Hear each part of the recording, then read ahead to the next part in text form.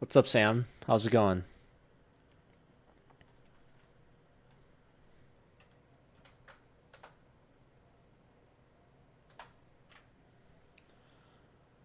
Wow, this guy is shoving all in. That's crazy. I guess I'm calling.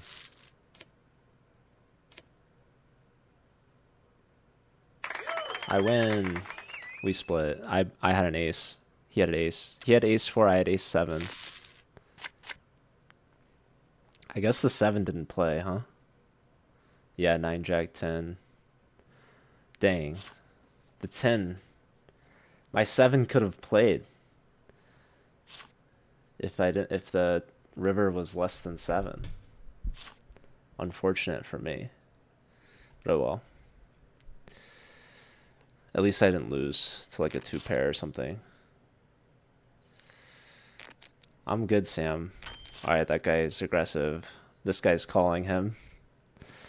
I only have 9 big blinds left. It's so sad. Wow. Looks like Jack Ace is gonna win. Double KO. Well done. Yeah, that guy's out. So I don't have to worry about him anymore. Honestly, with 6 big blinds left, I might just shut. I'm the smallest stack at this table. Oh god, this guy's all in. I think this is gonna be it for me. I think this is gonna be the end. Because I think I'm gonna play this hand. We're just gonna try it.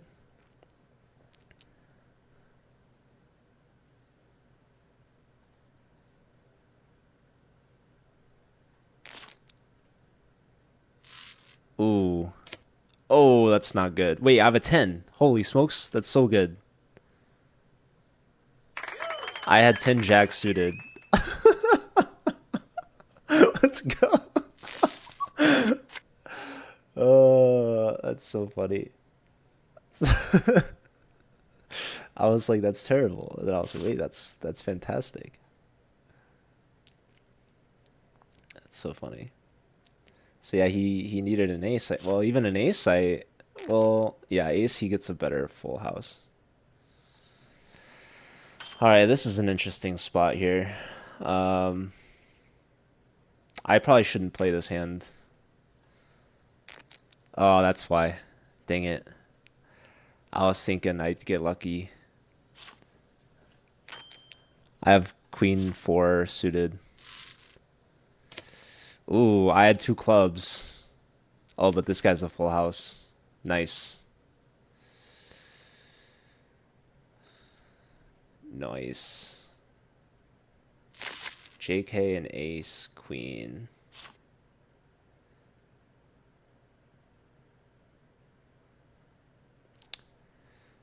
Unlucky for ace, queen. Unlucky for me. Calling that raise. I should have just folded. Instantly. Oh, I realized my, there we go. Hi, James. Thanks for the follow. Appreciate that. Sorry, I had like the chess scene on. I'm trying to get back into the swing of streaming. Basically, I streamed yesterday for the first time in over a month. My last stream before yesterday was my over the board tournament in Vegas at the National Open. Well, Sam, the thing with this tournament is it's a free roll. So if it's a free roll, then yeah, people don't care. So what's up, Josh? How's it going? I should learn pot limit Omaha. Uh, I mean, maybe. Some people are so bad at it. That would be me, though. I would be one of those people. Shout out to Josh. Basically, oh my God, this guy's playing 7-3 offsuit all in, and he hits a 7. That is, oh, but the flush wins on the river. He gets a side pot though. Sam's like, oh, it's free money, that's why. It's so funny. Okay, I'm gonna play this hand.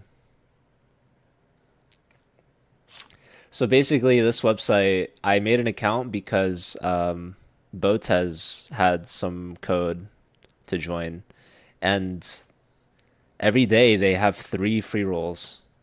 What's up, Dan? Good to see you. So yeah, I like playing some of the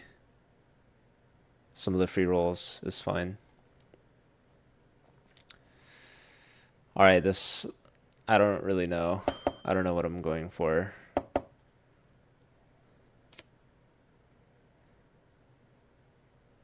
I think I'm just gonna commit to this pot.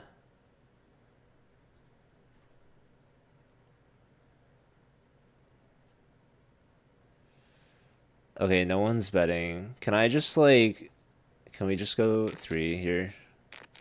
Okay, of course he calls. Oh, no, no one folds. Oh, dear Jesus. I should just fold this. I have 3s, 2 3s. So of course the river counterfeits my pocket pair.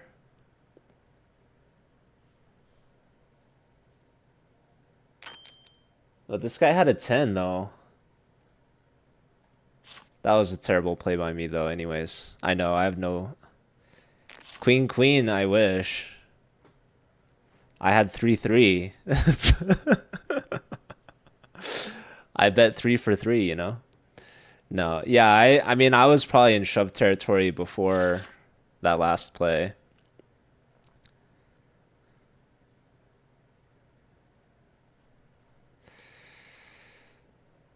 Pretty much any pocket pair.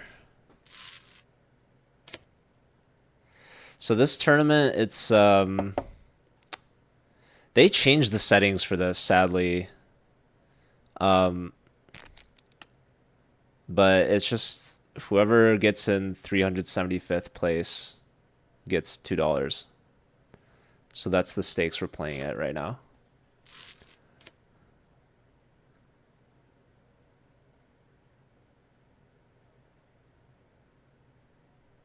Kings Indians not doing it for you lately. I don't know the name of what I do. It's probably like a Nimzo or something like that. Yeah, they used to have it so that like if you won first place, it was like over $100 or something.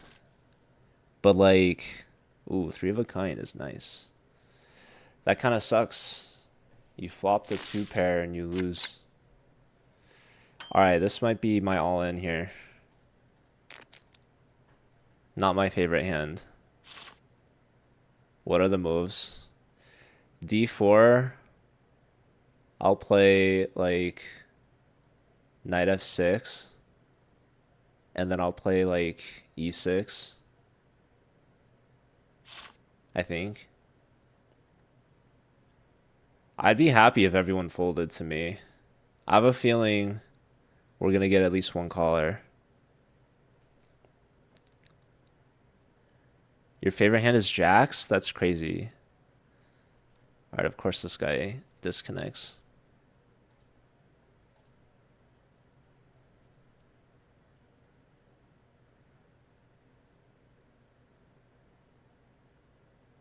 So if I lose this hand, I'll switch to chess, which was always the plan.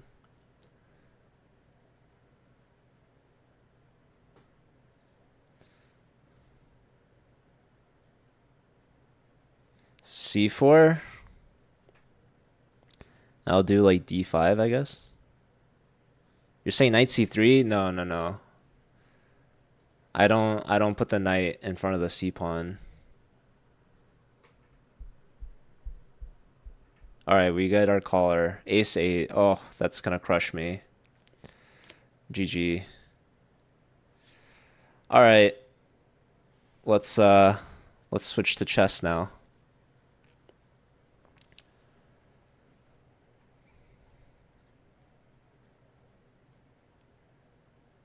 That's okay. I gotta change my category.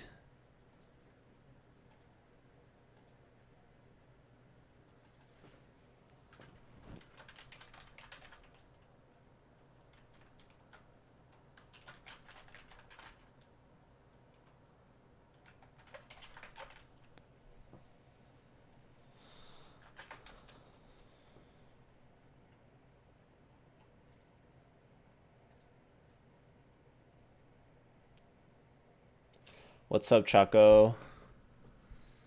Whoa, Chaco sharing their name. That's crazy. Yeah, we didn't make the $2, Sam. It's okay. I like to play just to play. It's not so much about the money. But also, like I said, they changed the tournament settings just recently. The prizes used to be larger.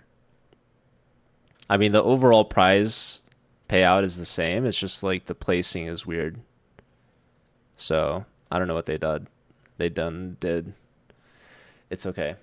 All right. Let me see. Can I search for the games here? Let's see. National Open. Wow, that's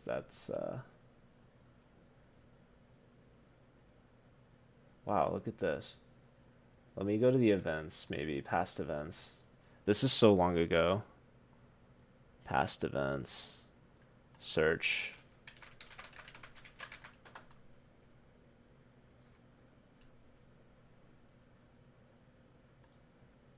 This is crazy.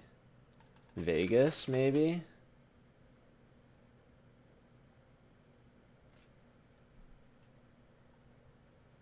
I mean, there was clearly some events page.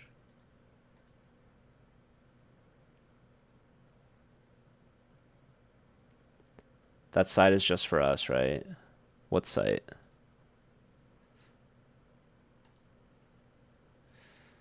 Where can I find...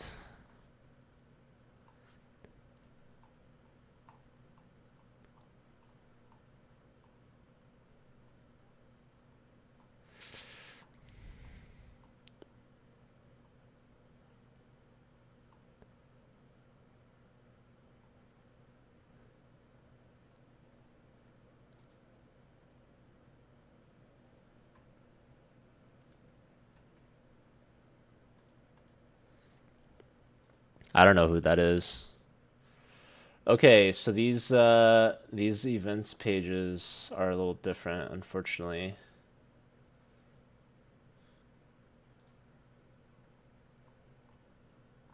Different, as in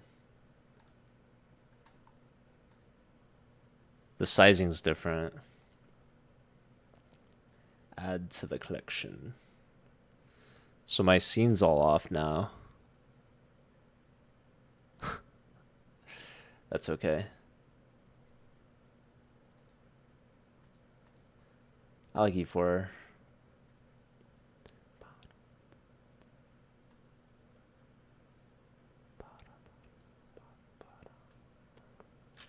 Hmm.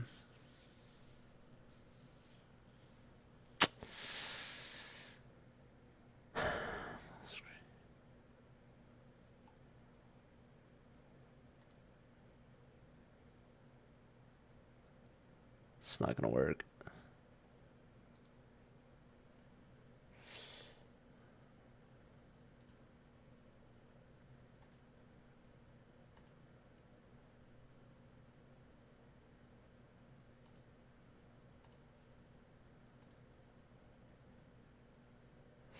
All right. Hi, Uncle Jesse. Yeah, I didn't stream the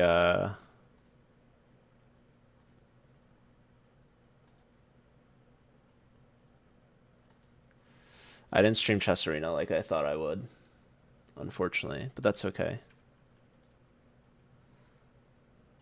Joe's 2025 National Open. Wow. Are there only 3 games there? Do do do do do do. Okay, I think unfortunately the vertical view is gonna have to. All right, that's gonna be totally fine. Full cam guest. Let me just make a duplicate of this. Main events view, maybe.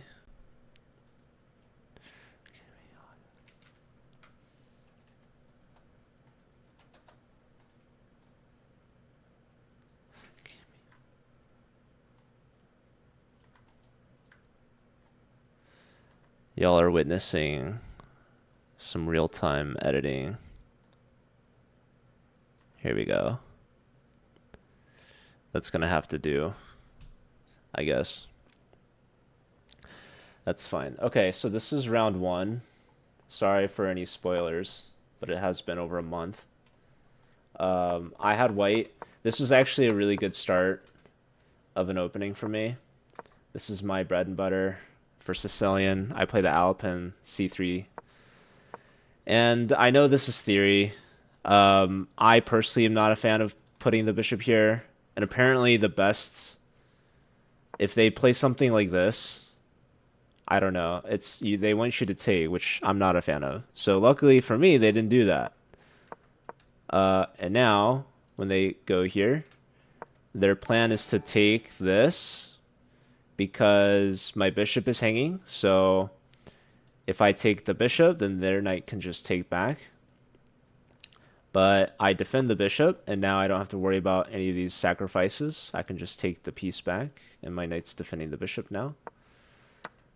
Here now, I just take, so they have to waste the tempo. K-Rose, thanks for the follow.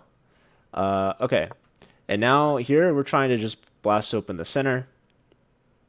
If knight takes, pawn takes, you know, there's checks, stuff like that, or pawn takes immediately, there's checks. Now, the checks are not actually so good because check, and I figured they just sort of block with the bishop.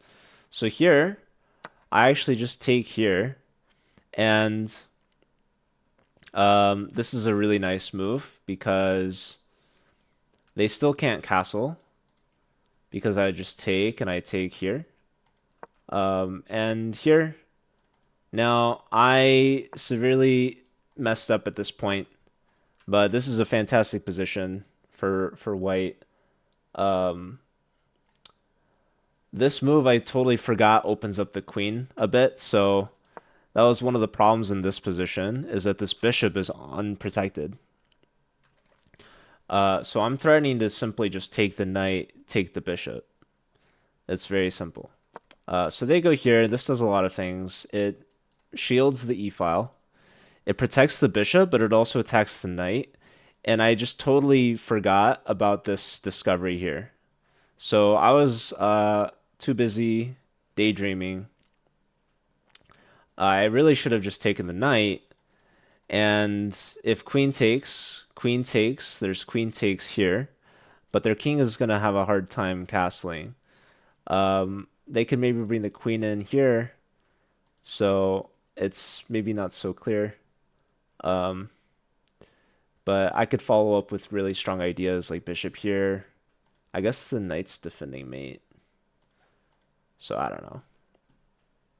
Or like maybe even rook e1 and think about sacrificing in exchange. Unfortunately, I totally didn't do any of that, or just overlooked this sacrifice. So I played bishop here. Figured I'd hit the queen first. You know, queen moves maybe, and then I take the knight because I thought knight takes, queen takes was a little annoying. But okay, I messed up. Now they sacrifice, and I lose a piece. So I'm down a pawn. I decide to keep queens on the board. They castle. I develop with tempo. Bring the bishop back with tempo. And here I'm really annoyed because I'm expecting something to attack the knight, and the bishop's defended by the knight. So I bring the bishop back. Check. And now bishop here is just crushing me. I try to come back and save myself a little bit. Rook hits the bishop. I take here. And here they should have played knight to e5. This game, I think Uncle Jesse commentated. And here they messed up. So now I get this rook lift against the queen. We take a piece, and now they're threatening mate. Here I should move the f-pawn. Apparently 2 squares is better. I just go here because I figured I'm attacking the piece. And now they pick up the rook, but I pick up the piece. So I have 2 minor pieces versus a rook. Rook coming back, threatening mate, so I defend the mate. Check. This was my big mistake of the game. So I messed up earlier in the opening where I give up a pawn. So that was unfortunate. But then they messed up. They missed their knight e5 move, and that allowed me back into the game. So they give up a rook, or I give up a rook for 2 minor pieces. So white's definitely better here. And in this stage of the game, I just messed up. I saw this, and I thought I had to like go here or something. I don't know what I was thinking. But simply just knight here, check, and I can come back, check, and now I can go here. And the knight's defending this pawn. So I overlooked this. I got in my head, I guess, and I thought I was just going to lose a piece. I don't know. Or at least the pawn. I didn't see maybe that the knight was defending the pawn was my main issue here. So instead of going into this line, I thought I just give up the pawn. And I thought the knight could save me, but now I'm just basically pinned till the end of time. And this really kind of sucks, unfortunately. So yeah, life is just kind of difficult here for me. I should be anticipating this move. Hit the queen again, but really their queen is just really getting much more active, and I've got all these problems. I thought I'd have some sort of compensation, but alas, it was not to be. Here, I also forgot that they can hang the rook with check, but they're going to get something back. So, well played by them, and really simple conversion. This guy was, I think, over 2,000 USCF. These are the FIDE ratings. So, he was a strong player. I definitely had chances. I was outplaying him the opening, and then having 2 minor pieces versus the rook was good for me. But I unfortunately missed this king g3, knight e3 line idea. And that's ultimately what cost me the game. So that was game number 1. We've got game number 2 now. I still have to download the streams and post them on YouTube. So here I've got black pieces.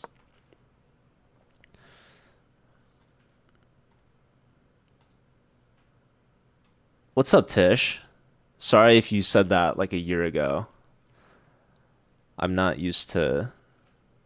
Well, I mean, it's been over a month since I really streamed, but I'm also not so good at keeping an eye on the TikTok chat. Okay, so if Josh is still in the chat, this might be helpful because this is a d4 game. This is what Sam was kind of saying, d4, c4. So I played knight f6, e6, and here I think I was saying d5 is kind of my move. Yeah, so I definitely am not putting the knight on c6. I guess knight c3.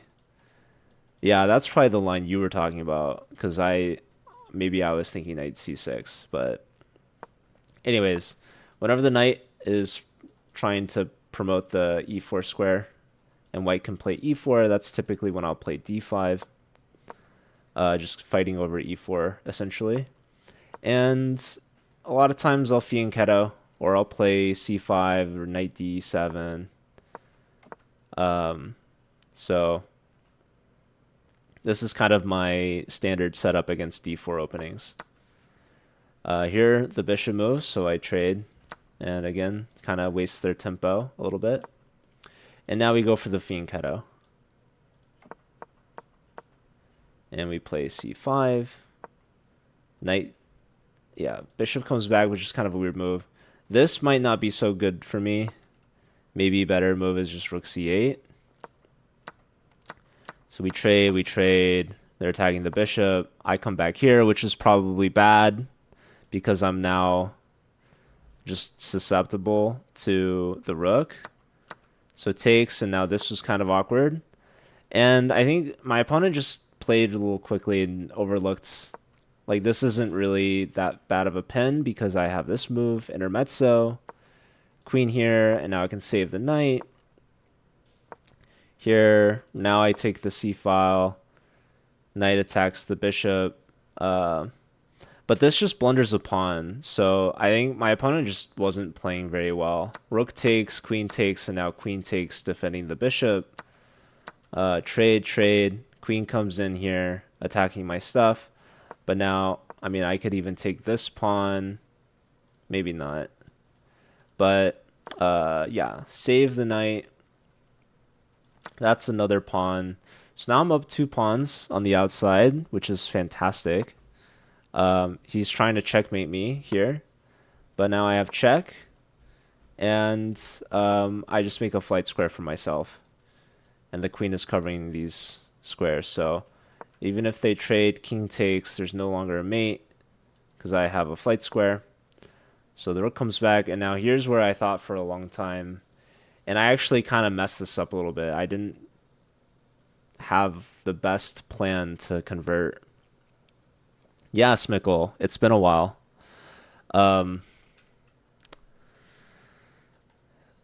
So yeah, I don't know what took me so long. But yeah, here I saw e5, and I think e5 is the best move. The point of e5 is if queen takes, now the knight's pinned, and I have knight e6, or the rook's pinned, basically.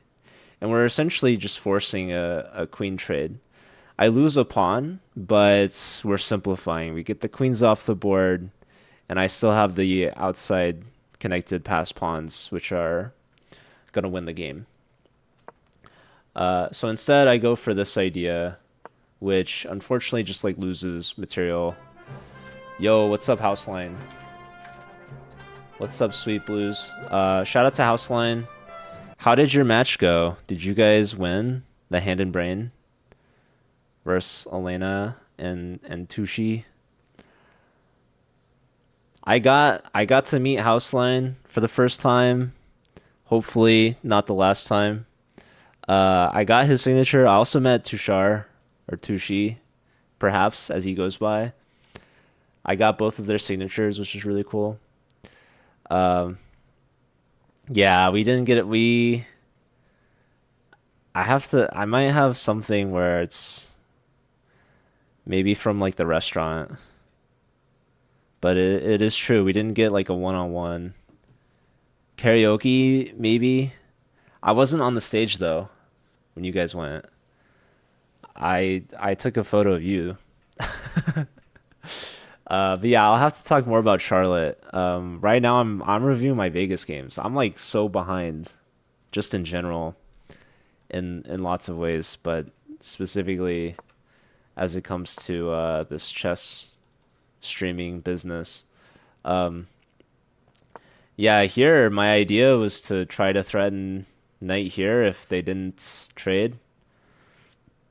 I guess. I don't know. But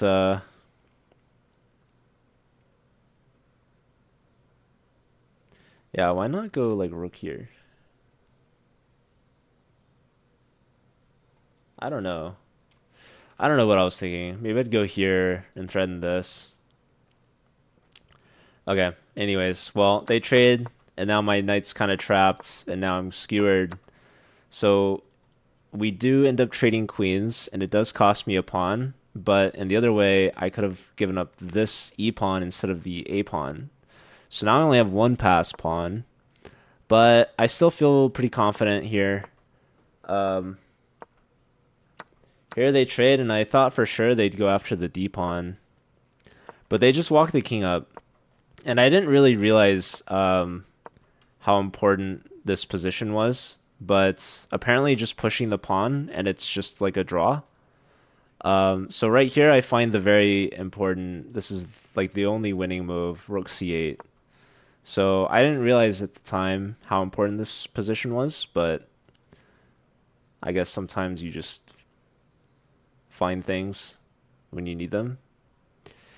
I don't know. I mean, the position is just definitely better for black. Like even if I mess it up, like maybe white still messes up even worse later, but rook c8's a very nice move. We're just trying to get to the second rank where everything is. And like pushing, it's very obvious we're not gonna like be promoting, so we have to finesse it a little bit. You have 20 games to review from all your tournaments and events. That's cool though. Um, yeah, I saw you said you have like 5 days off for the first time in like multiple months or something. So that's cool. Okay, so yeah, here now B2 is good again, but I just go for the check. King is running away from the issue here to try to hold on to the material, but unfortunately now this is gonna be more than enough to win. So we just make sure that the king doesn't have any avenues to move forward. And we're never really trading anything because we're just gonna help invite the king in, which even still is probably okay for us, but why even give them any sort of opportunity or chance? So, and here the opponent has like stalemating ideas, which I thought was kind of cute. Like for example, if I take here, there's like a worst case scenario where let's say I like just make some random backwards move. There's this rook takes b2 idea, which is really nice because taking now is actually stalemate. Um, so that's why I just take with this pawn. So even though I'm giving them a pass pawn, I'm also just giving them moves, so there's no stalemate. So yeah, once the king defends the pawn, we just yeah, here I don't know if they're also thinking it'd be stalemate, but luckily not. And we get the first win of the tournament. Oh my lordy, Seal Smith. Good to see you, dude. I was thinking about you when I was in Vegas because we did play poker, and I did play poker earlier today. So basically, I have an account on Club WPT Gold because I think Botez had a partnership with them and had like some referral link that I signed up with, and they have 3 free rolls every day. So I've never put money into poker online. I've just been playing the free rolls, and they have 3 every day, so it's kind of crazy. Maybe I'll stream more of them, probably. I used to do like Saturday poker nights on stream, also for free. I don't know if I'll bring those back, but I've been playing a lot more poker just in general. So Vegas was fun. I've been playing more here in St. Louis as well, actually. So yeah, just cash games and no PLO. I've never played PLO. I definitely have some friends that play PLO. I don't know. I don't know why. It's a different game.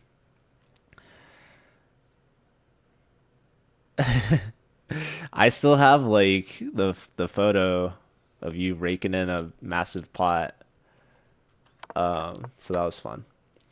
Anyways, I'm going through these games fairly quick. That was game 2. This is game 3. We're back with the white pieces. We've got our e4, bishop c4. Here I could go for the fried liver, the old knight g5, but I'm like, I should just play maybe more serious openings. I don't know. So I just play d3 now. Um, this is pretty passive, to be honest, but at least they're not getting pinned, I guess. And if bishop here, I'll just play like bishop here. So yeah, once this bishop gets opened up, I'll play h3, Here my bishop basically gets trapped, so that's not ideal, but that's just kind of how the cookie crumbles when you play like this. And here they play c5. I bring my knight back. Honestly, I feel like this... I don't even remember how this game went, if I can be honest with you. Um, but just from like my gut instinct, this is actually kind of a bad move, I think. I think this was a terrible game for me. I think this is probably my worst game of the tournament. It's all coming back to me now. I think this was like... I think my opponent just absolutely demolished me. I think this guy crushed me. I think this guy was like underrated. Um, but like, yeah, this... So besides this, I feel like this is kind of a weird move, just in general. And then I follow up his weird move with my weird move. Although the computer is saying knight d2 is the top move, so I don't know. But here also just feels weird. I should take this pawn. I don't know why I didn't take that pawn. Doesn't make any sense to me. So yeah, I go here, he clamps down, and now like my knight probably should go... I mean, the computer's even saying knight d5, which, I don't know. Just feels weird, but... Yeah, this was just a bad game for me. I think the sooner I can get off of this game, the better for everyone. Um, so I finally get an f4, and I don't even think it's particularly good. But that was kind of the whole idea of knight d2. Takes, and I didn't really realize how dire this position was. I thought this was totally fine. I was like, wow, he's even undoubling my pawn structure for me. How nice of him.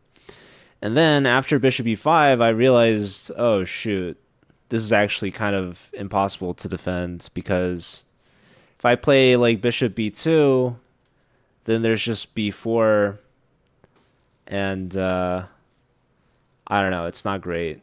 So yeah, here, if I go here, I don't even... Oh yeah, then this pawn falls. So yeah, life's just kind of difficult for me, unfortunately. But this is the best move. It's like -1.5, which isn't great, obviously. So here I thought for a long time, and I tried to come up with this like creative defensive idea. I play here, and my whole point is that it's a discovery on this pawn. So takes, and I thought I have a tempo here, which I do, but he ignores it and says, I mean, I'm just gonna take here. So I save the knight, hit the bishop again, and then this guy just like pops off with just some really solid, great moves here. Bishop hits my queen and defends with the rook. I bring the queen back. Queen check. Bishop hitting with the tempo. And this guy says, who cares? I'm going to hit you. And I'm just like, dang. Because I thought maybe he'd take this pawn, which is a terrible move. But I'm like, I don't know. Looks like a free pawn, sort of. Maybe, like, why not? Or, like, just any queen move. Anywhere, maybe, but no. This guy, all gas, no brakes. Bishop b5. And I'm just like, well... Yeah, it just kind of sucks. I don't know what to say. So, like, probably I should just take. Take, and then I don't know, everything's hanging. This is technically hanging, but there's a world where it's not hanging. Like, I can just go like here maybe, and if they take here, then I have takes,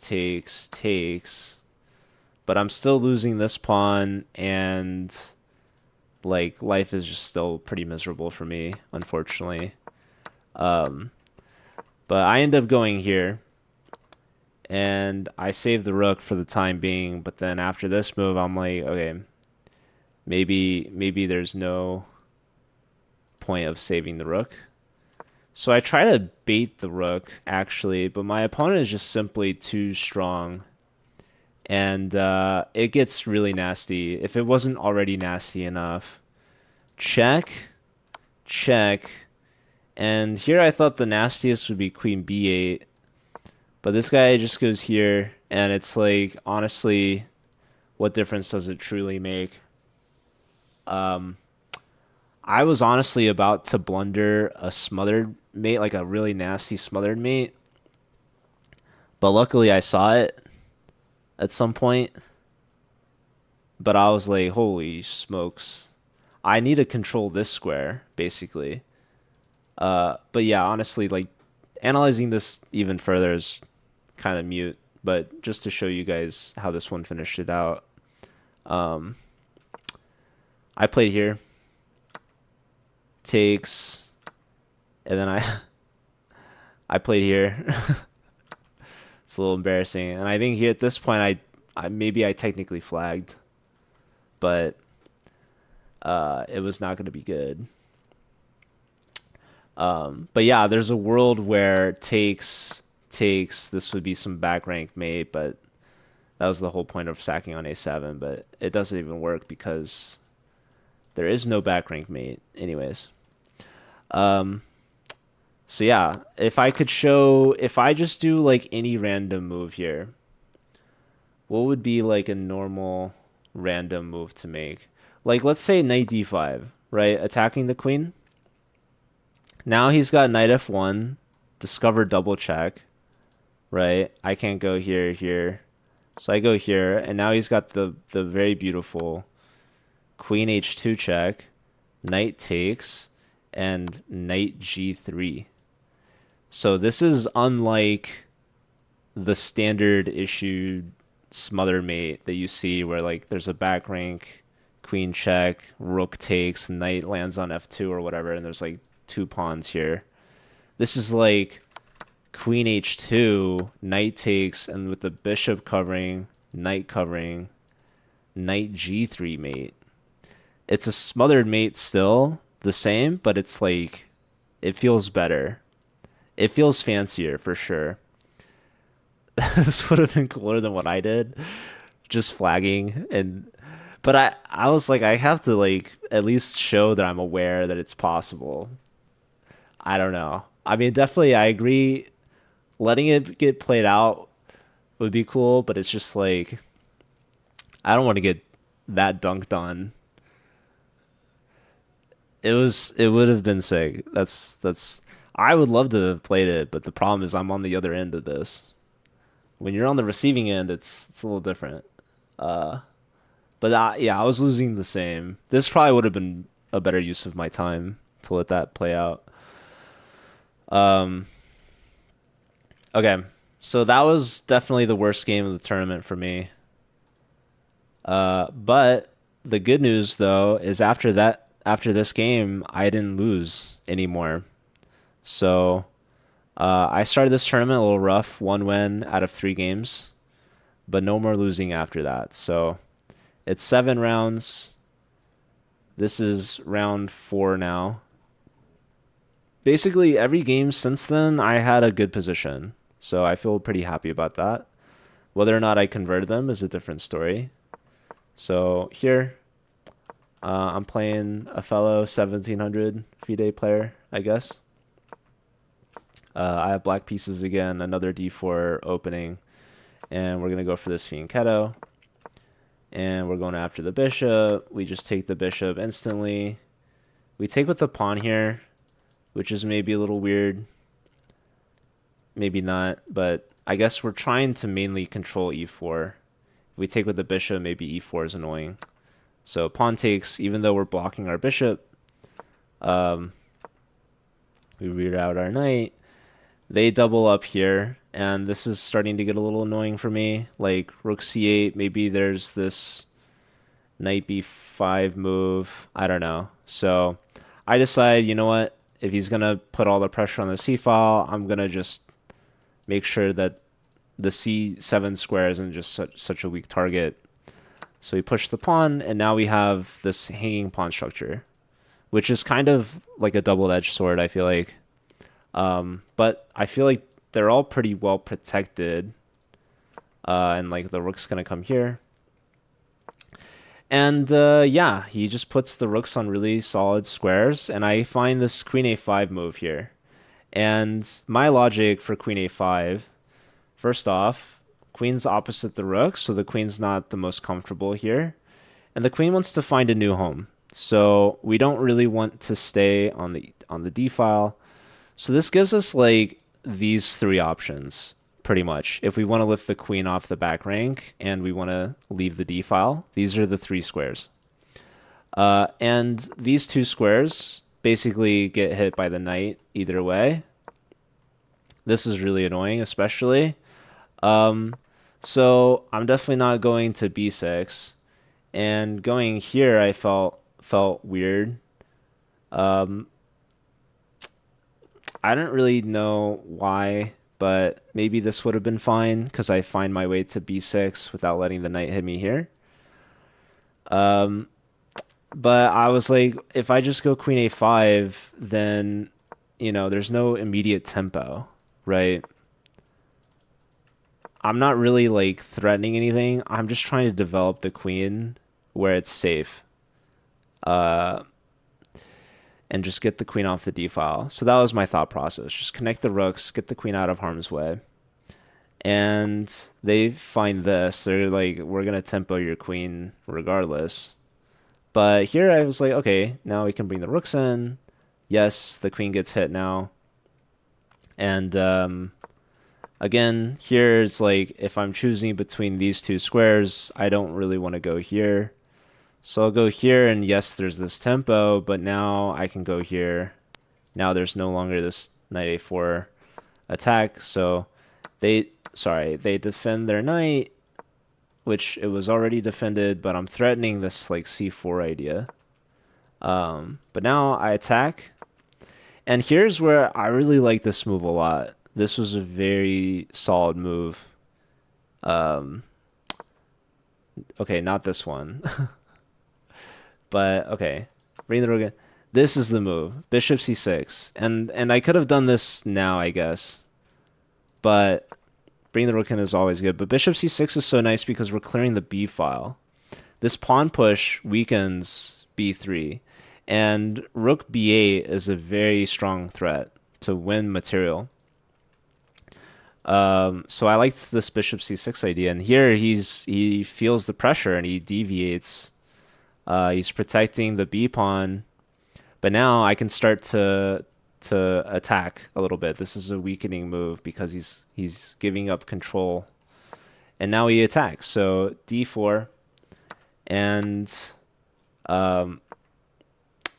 takes, attacking the queen. And now here's where I really messed up, unfortunately. This is almost -3 for black. It's like -2.8. So I messed up by going here. Because now the knight's in a much better spot, actually, defensively. But takes. I don't know. I was thinking to myself, what was I even thinking? Honestly, I couldn't tell you guys. This was just a bad move by me. I should have just taken. What I was worried about was like this trade, and then I like lose this pawn. What I overlooked was I should take with the queen here. And even still, though, I mean, I'm losing. I mean, I don't know. I couldn't explain why queen d8 is so much better than bishop to. I mean,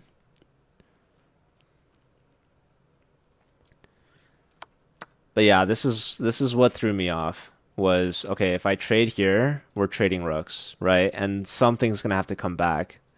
Whereas if I go here first, pressure with the knight, tempo, now I can take here, and I don't have to worry about trading rooks. So I was like, this is such a good position. I'm leaving material on the board still. But alas, I overlooked the strength of this knight, just being a defensive resource from d2. So that was my bad. Yeah, knight's just defending everything here. Even though like this structure sucks and like black is still better, this could have been better for me the other way if I had taken immediately, allowed the trade, queen takes, and here like I don't even know. Here what do they want? Bishop g5, I guess. Oh, bishop takes. Well, anywho, I done goofed this game. So, okay. It's not the end of the world. I still feel like I'm better, but I really just kind of got low on time. Like I have 4 minutes here to his 20 minutes, and I just absolutely could not, for the life of me, figure out a way to press the advantage. I'm totally just fumbling around with my pieces. I'm not a fan of trading here. Probably just bring the other rook up. Would have been good. I do it a move late. Now he's threading some stuff. And here is already a draw. So I totally overlooked that the queen runs out of squares to just protect the bishop. So we perpetual here. And like I think this might have been the game that Houseline was commentating. I think he was saying like, oh, white should play on for the win here. But I think my opponent the whole game was feeling like he was worse. And when I, blunder back, he's happy to just take a perpetual here.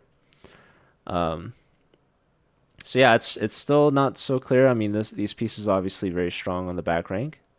Very difficult for me to get out of this pickle, but at the same time, like this king and these pawns are pretty weak.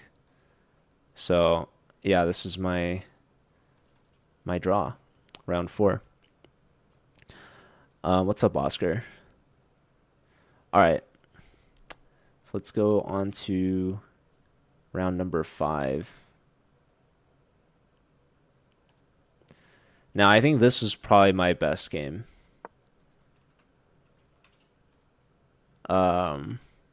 This was fun. This was commentated by Alex Katz, International Master, formerly known as Crypto Chess, currently known as Sack Checkmate. Anyways, we're back to our Sicilian, the C3 Alapin. And yeah, he plays e6 and now d5, so we advance, taking some space. We just develop our minor pieces. And here he's just worried about castling already because of the Greek gift. So already out the gate, he's just kind of nervous to even just castle, right? Which is not really the best place to be in. Maybe knight f5 is a move, but maybe they're worried I'm just going to take and damage their pawn structure. But yeah, I just castle, unpin the knight. And here my opponent's just ignoring castling. He's just playing over here on the queen side. And here I already am feeling, I'm noticing this bishop can take the knight, and the knight's kind of covering the bishop. So from here, we just defend the knight here. We develop the queen, pressure on the knight, defending our b pawn, and queen out here. So again, king uncastled. My rooks are connected. The bishop doesn't have any retreating squares anymore. So I find this idea, and if I was a better chess content creator in general, I would go back to this stream and I would clip this moment, because I find this move, knight takes d5, and Tony from Chess Sharks and like his opponent, they're at the board next to me. They like keep looking over at my board like, what the heck is this move? And even like watching back Alex's commentary, it just makes me so happy because he's an international master. Like he's just an absolute beast at chess. And he was like, for however long I spent thinking about this move, I go from 119 to 51.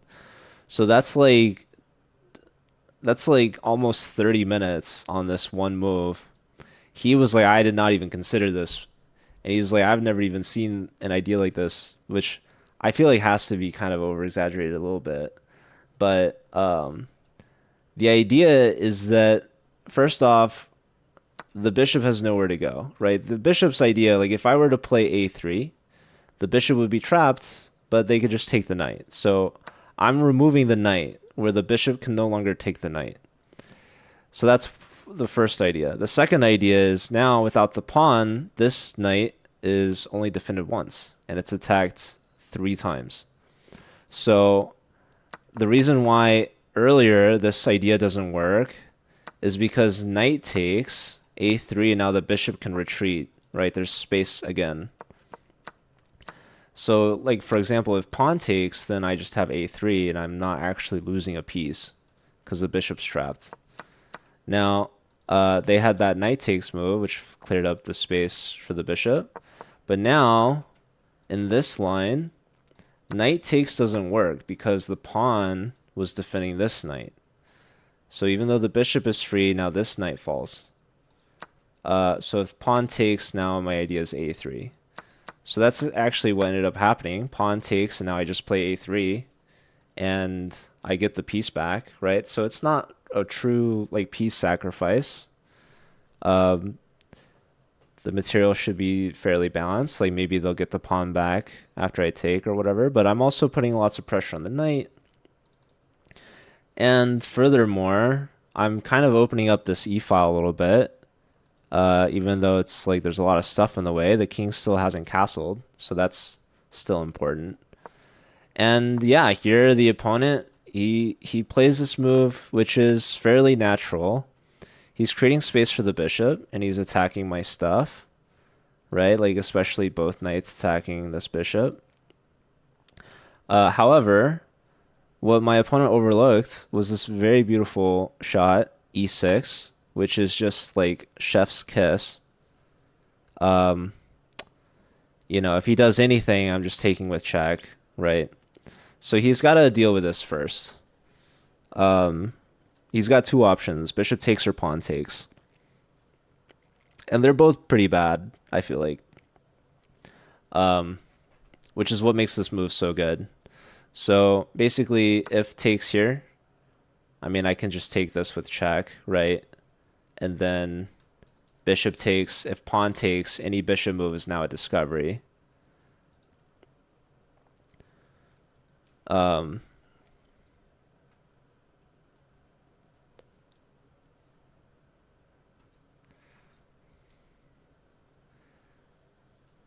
Congrats on the new peak, Oscar. Sorry, I'm trying to catch up on the chat a little bit.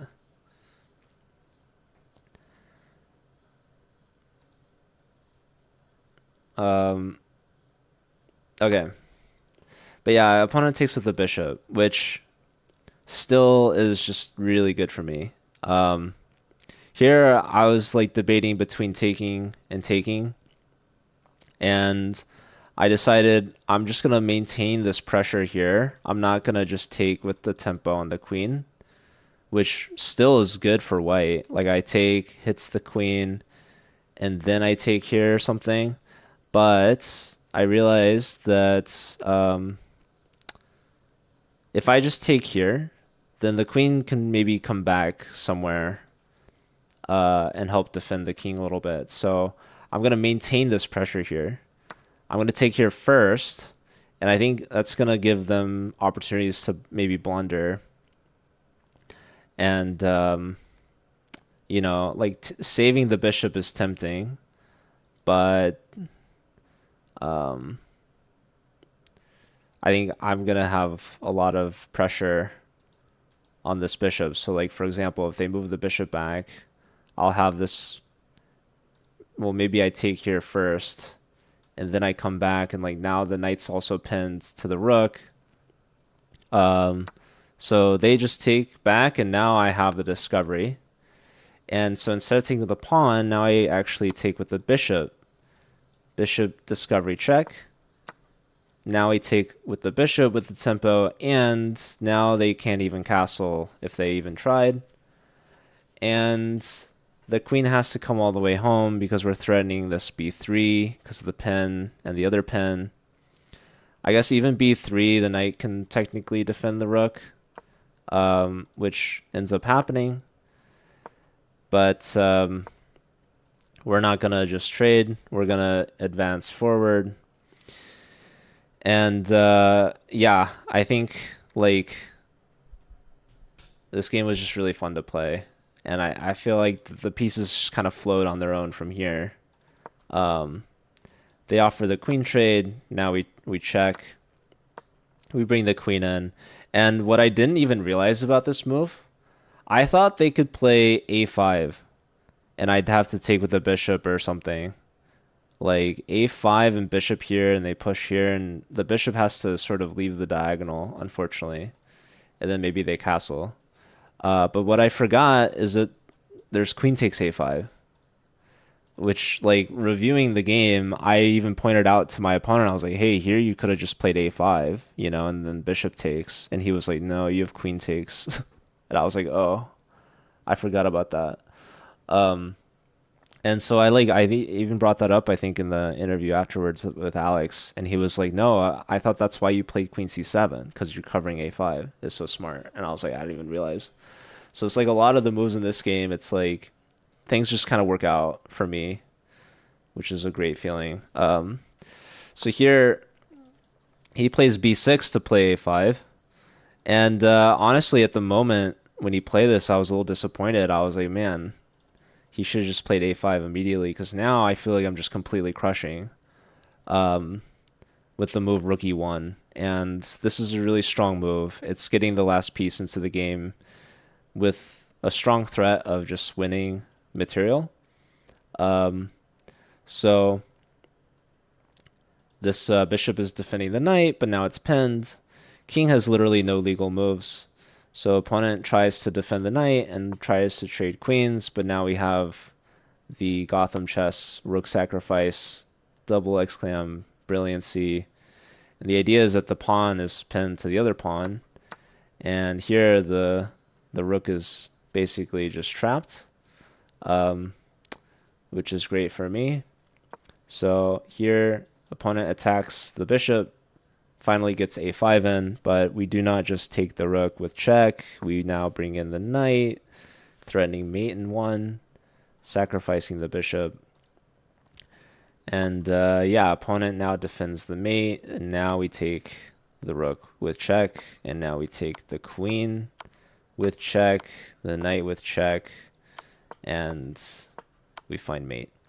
So this was like the nicest game for me.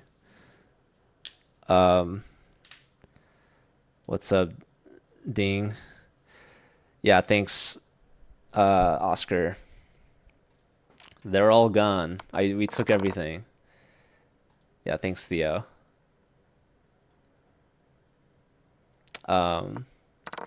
So yeah, this was just like them never really castling, and knight d5 was like the beginning of the end, I would say. So really love having the pawns advanced and getting a bishop to d3, because that is just like just a beautiful diagonal to be on. And after knight f3, they just felt like they could never castle, and they ended up never castling, which is just a recipe for disaster. So they played, you know, all these other moves over on the queen side, but they never addressed castling. And this move, knight d5, followed by e6, this was really the nail in the coffin, I would say. E6 here is what kind of like after that there's just no chance. There was nothing black could do after e6. The game's just lost. So yeah, even like knight d5 was not like the winning move, but this is like what catalyzed the winning move to be available is e6. So it was just nice that the tactics worked out, because he didn't have to play knight f5, right? He could do a lot of other things here. But this is like a tough spot to be in, right? Like you didn't see knight takes d5, a3, the bishop's trapped. So it's kind of tough to follow this up, right? So he's trying to look for alternative ideas, and that's where he blundered. So yeah, e6, and it was just all kind of downhill. All right. Anyways, that was the highlight of the tournament. Let's look at the next game. That was game number 5 out of 7. So we got 2 games left. This opponent here was the highest rated opponent I had of the tournament. He's over 2,000 FIDE.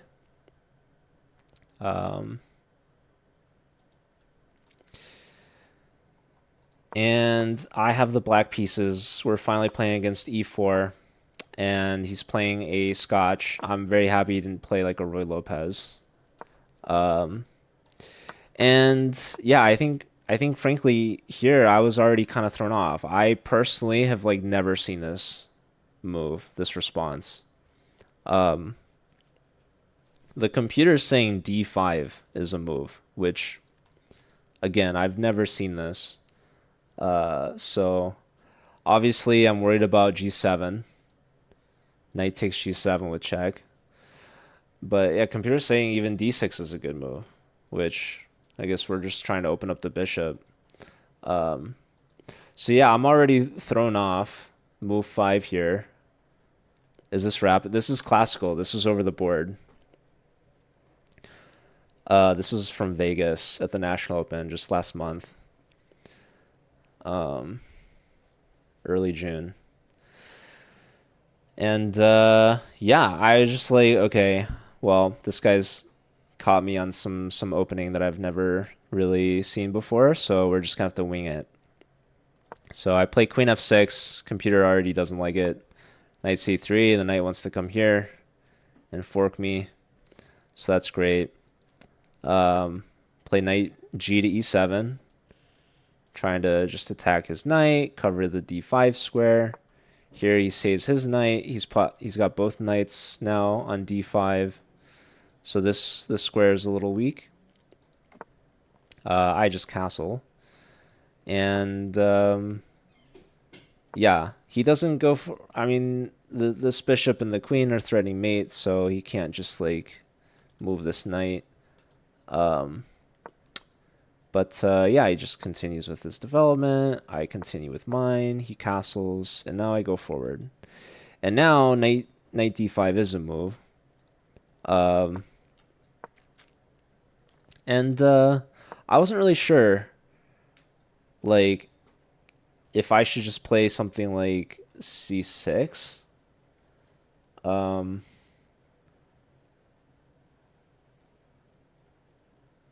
I think I was worried about like knight a4, which I thought was kind of annoying.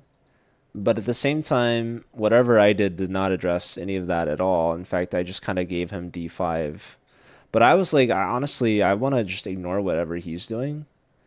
And I want to do what I want to do. And I felt like getting a knight in to these squares would be really strong. So I liked knight g6. But obviously, this is really annoying. So the queen has to come all the way back. Computer said I just play queen h4. It says this is a miss, and queen h4 is really strong. But, you know, I don't know. I couldn't find queen h4, I guess. But okay. I go back to defend the pawn. The bishop gets attacked, and I lose the bishop anyways. Now he plays f4. Now I find queen h4, but apparently it's not so good now. Bishop moves, attacking the knight. I bring the queen back, which I think I should have done earlier, because this is a very, very crazy sort of position. And the idea is that the knight is pinned to the rook. So first and foremost, knight d5 looks extremely natural, but does not work because I just will play any knight check against the king and the rook will fall.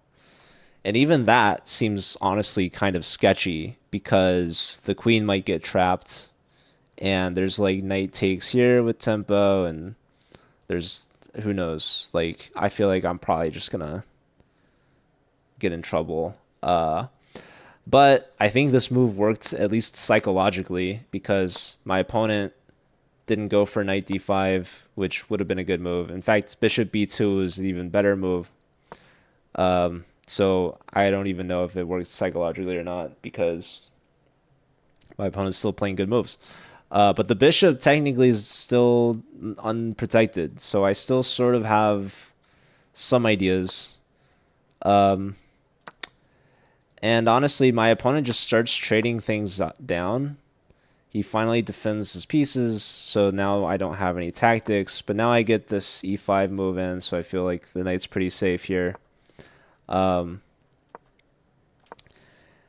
but yeah, here like he just trades, and now I'm feeling like okay, if I lose this pawn, I get this pawn, and if he checks me, I have this queen block, and um, things don't feel as bad as they were, because things definitely felt like I was losing space and walking a tightrope, really. And here, like, we both have 8 minutes left now, so we pretty much lost all of our time. We're just kind of playing quickly, and I feel like I got through the worst of it. So the last few trades I felt helped me out a lot. Um, like getting these pieces off the board, I feel like it's much more manageable now. So here he attacks the knight but blocks the bishop. Now this pawn is hit. He saves the pawn, but his bishop looks kind of weird. I just take space on the light squares. And I get the king in the corner. He does the same thing. My knight comes back, and that allows him to push, but that was kind of okayed by me because now the knight comes back. I'm giving up this pawn for the same idea to take this pawn, which he goes for. And he goes to trade rooks. I just bring the rook back, trade. Here now, so he's got less than 3 minutes. He makes this move with a minute left on his clock. This is a mistake. This was once he played this move, the whole vibe just shifted because that whole game I was basically on my heels the whole time. But after this move, I was like, hey, this is actually kind of a bad move because he thinks he's taking with check, but he's forgetting his pawn's pinned, his rook. He's got this back rank issue. I always thought his king move was weird. Basically, to me, when I put the king here, it's because if I move the queen somewhere, like I'm in checking distance, or he's within checking distance of me. He can check me, but I cannot really get on this diagonal. I have no clear way to check him. So when I moved here, I thought this was kind of relevant and with purpose. When he moved here, this was like I feel like he's kind of just copying me or doesn't really have his own clear path. Um, and it came back to sort of haunt him when he pushed this pawn because now all I have to do is put the king on g8. Now he doesn't have any check and he's just straight up pinned. So here he's kind of desperate now. He goes from one bad move to now he's got to try to make up for it. So I stop him here. He brings the king back, right? Defending the rook, but now he double up. And now he's got all of these pawns committed. His king is super weak. And this pawn is just dropping. So he can't push to save the pawn. He can't really take because I'm taking here with check and picking up the rook. So he brings his rook in, but now we finally win the pawn that he pushed when he shouldn't have. And he doesn't really want to trade, but I'm getting him down to this endgame here. And here I thought like maybe he could trade and it would be a draw. Honestly, I'm not sure. Like I have doubled pawns, but yeah, I think we got him in a good spot where I feel pretty good about my chances. I just have to like make sure I'm not blundering any sort of perpetuals or counterplay. So It's not easy. So I take this pawn. We do give him a check, and I go here. And you know, if he takes here, I'm taking here. Um, and life's gonna be pretty good for me there. So he doesn't go for this pawn. He goes for the more active, more aggressive, more like perpetual chances. Queen f7, solid move. Now I have a check, and we bring the queen back, and we're covering this queen e8 check. So he brings the king back. He's guarding this e pawn. And now here's where things get a little weird. Because I wasn't sure what to do. So uh, obviously this pawn is hanging. Um, and if I try to defend the pawn, then I think I'm just blundering a perpetual. So, and it's not like I could push this pawn. So I push this pawn. And I give up the b pawn. But my idea was to play for d5. And I think if I were to have more time to calculate, I would realize it's maybe not actually that good. But yeah, we're both at a minute or less, essentially.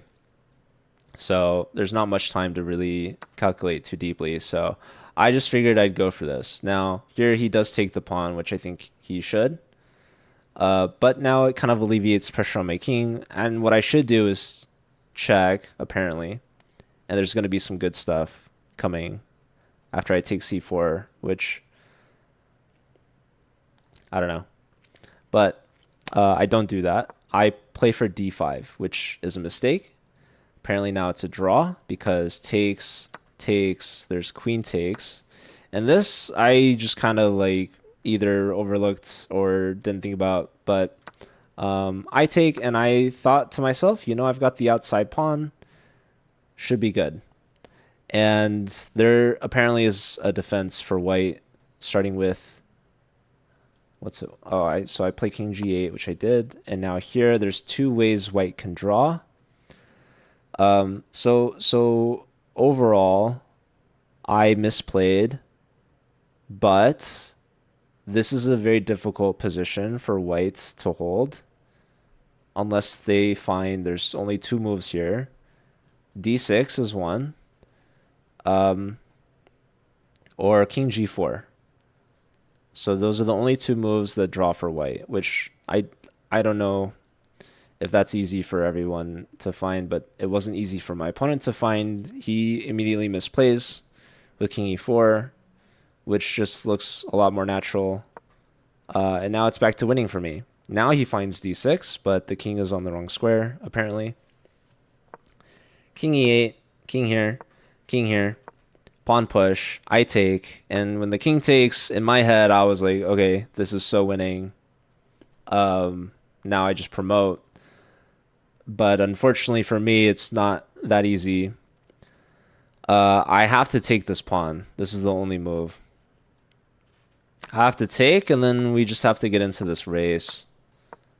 Where, well, let's say he goes here.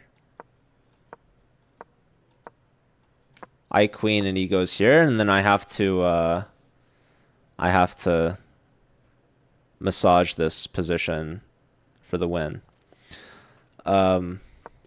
But unfortunately for me, I don't know why, I just stopped thinking at this point and thought I was just winning. So I pushed the pawn, and it's now instantly a draw. So I have to take this pawn. Have to. And I box the king out, and I'm queening. And he gets like within one square of queening, but there's definitely some queen checks and some king moves, and even there's like lines where even if he queens, I'll have some sort of checkmate, which is nice. But yeah, I just jumped the gun here. I just pushed the pawn, and now it's just instantly a draw. He has king e5, and then I was like, well, shoot. I don't know why I thought he would like go for this. I don't know. I don't know what I was thinking. So then I was like, well, you know, okay, I can keep pushing, and okay, take the pawn now, and I'm gonna win his pawn. But the sad thing is the h pawn doesn't win, If the king gets there in time, which the king is exactly there in time, and I'm never able to put the pawn through the king. If I let the king in, then he gets the corner, and it's either stalemate or I give up the pawn. So that was my very unfortunate loss. Well, it's not even a loss; it was a draw, but it feels like a loss because I should have won. Um, so yeah, this was kind of a back and forth game where it felt like he was definitely outplaying me early and had all this pressure, and I felt like I was defending. And then he just simplified and traded down into a pretty equal, like, queen, rook, and pawn endgame. And then in low time, he finally messed up, and then I was able to capitalize on that and win a pawn, and then get a relatively winning king and pawn endgame that I just messed up. So um, that was kind of a lesson learned, I guess. So yeah, kind of unfortunate. Would have been really nice to beat him because he was over 2,000 FIDE, and like the highest rated opponent in my tournament. So yeah, we kind of let that one slip. And my score at this moment, I have uh, 3 points out of 6 games. So I'm basically dead even. Um, I have 2 wins, 2 losses, and 2 draws. So we come down to the final game, game number 7. What's up, Chuck? Good to see you. Um,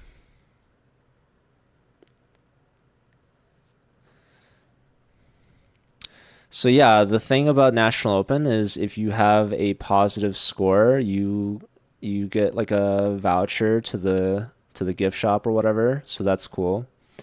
And in the last game, if you win the game, you get to keep the board. So that's also cool. So a lot of incentive to do well in this game.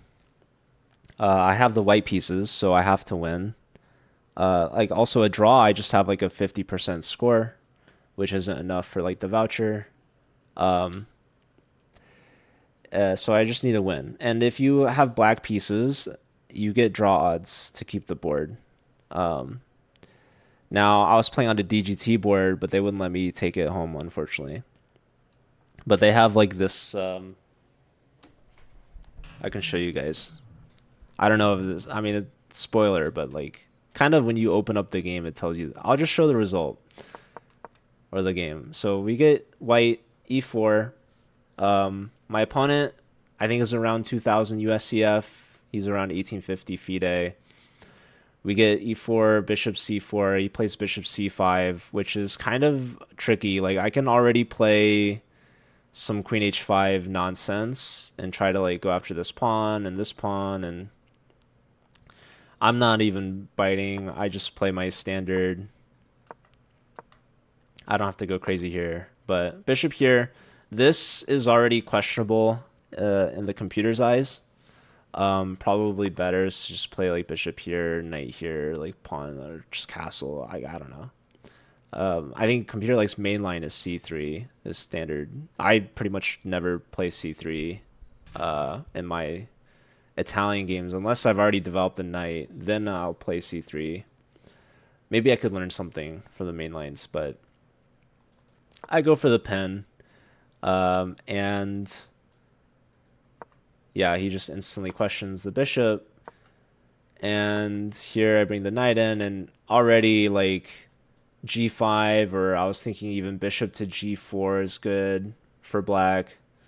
So like deep down, ultimately, I know that the computer likes black here.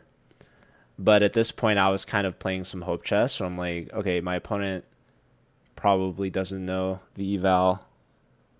And like, I don't know how confident they are in these types of positions. But I was like, he seems like even if he plays g5, um, like I'm gonna have some long-term success. I think like there's room for error on black's half.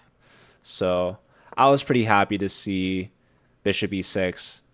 So I was like, okay, after this move, I felt much more confident in my position. Knight here. He gives up the bishop pair.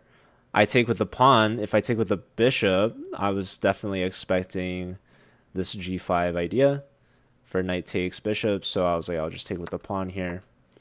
Knight goes back, and now I can just take here. Computer likes d4. But I just take. So now they can't push. They have these doubled pawns. And now I play d4. And life feels pretty good here, actually. Check, take, bishop back, pawn push. And now here's where definitely I think I got a little carried away. I think I went a little overboard, a little crazy. Not like this particular move, but it's like it's coming back to me. I played this crazy pawn sacrifice. I mean, it's not that crazy, but it is kind of like out of the blue, random, unnecessary. I think is a good way to put it. I don't know.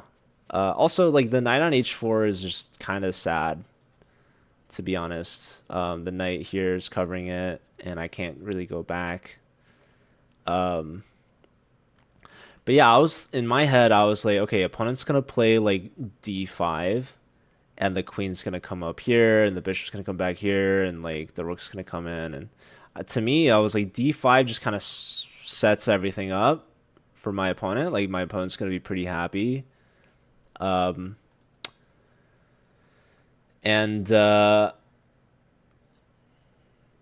I mean, that's really my main line of reason. Is like, if I play d5, they can't play d5, and this d6 pawn is really going to be in the way of their logical development. So to me, it was like worth giving up my pawn so that they keep their structure kind of annoying.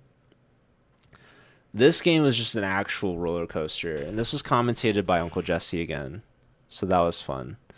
Hello, Zoom. Do I know how Andy trains? No, I don't. Did I expect King f8? I think King f8 is a very logical move, just getting off this diagonal. I don't know if I expected it, but it definitely makes sense. But yeah, I was like, okay, he can't castle, so that's nice. But yeah, I hit him with the old d5, and probably he was confused, but he just takes with the pawn. Now I bring the bishop back, and in my mind, I was like, I'm winning this pawn back. Like, it doesn't even feel like I'm really sacrificing it. But now he pushes, but I'm like, okay, my bishop is going to be happy, right? Maybe. I'm threatening mate already. But now he just pushes, he gets to play d5 anyways. So I was like, well, okay, now my next line of reason was maybe I can trade knights, and this is still a big threat. I just castle. Now he plays here, and once he lifted the queen, then I was like, oh shoot! Actually, I think I'm in trouble now because he's just gonna play. He's gonna play queen e5 and threaten to trade queens. And I was like, well, if I trade queens, I'm kind of cooked, actually, because I'm just down a pawn. So I was just very desperate to not trade queens. So I play f3, and my idea is I would love to open the f file. And if he doesn't trade, then if I play f4, then he can't play queen e5. So he wisely keeps the f file closed. I get f5, so he can't play queen e5. Sorry, f4. He can't play queen e5.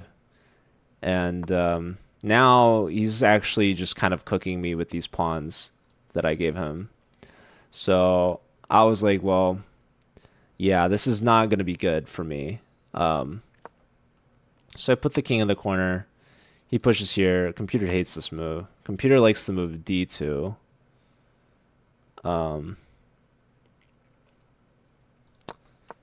Yeah, I don't know. Here, I'm just kind of losing an exchange, actually. Like, if I play rook f1 or rook to f e1, there's going to be bishop to f2. So, to me, I was like, I'll just put the rook where the bishop can't attack it. Rook all the way to b1, which just looks gross. Um, he goes here anyways. He just wants to queen, right? Which is logical. I get this pawn. He does queen. Takes, takes, takes. And here I was never that worried about queen takes f4 because I wanted to open the f file anyways. So he kind of goes for the bait, right? Now, I maybe could take here.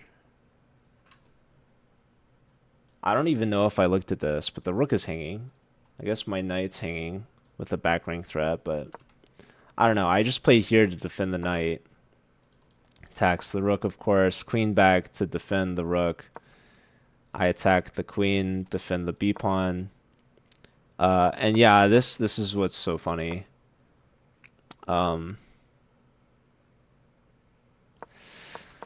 So yeah, rook here, we have to keep an eye out on this sacrifice. And I don't know like why the rook came over to defend the like I'm not sure. I'm trying to think if there's a reason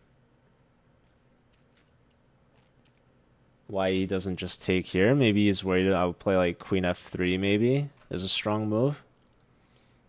I don't know. But okay, he activates a piece, which is kind of smart.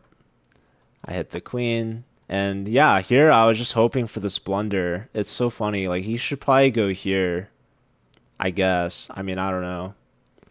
But yeah, okay, so he goes here. And this is like the one trick I had up my sleeve this whole time. He falls for the like one blunder, really. I hit him with the rook takes e7 and he's like, dang. That just kind of sucks, right? So of course, if king takes, the knight finally hops back into the game with a massive family fork. So he just takes the pawn. He's threatening to pin my queen, so we just come on all the way home. And now I have life in me. The material is technically even, but the two minor pieces are gonna outplay the rook. And more importantly, this king is just really weak. These pawns just are terrible. So now we can start cooking. Rook lifts, rook doubled, rook down to trade, check, queen block. He avoids this. He's defending the pawn, but what he misses is this is going to be pretty devastating. We're covering this check. We're attacking that pawn with check. The rook is going to be weak. The king is weak. Knight's maybe hopping in. So he comes back. We take, and here's where things just absolutely get comical. Yeah,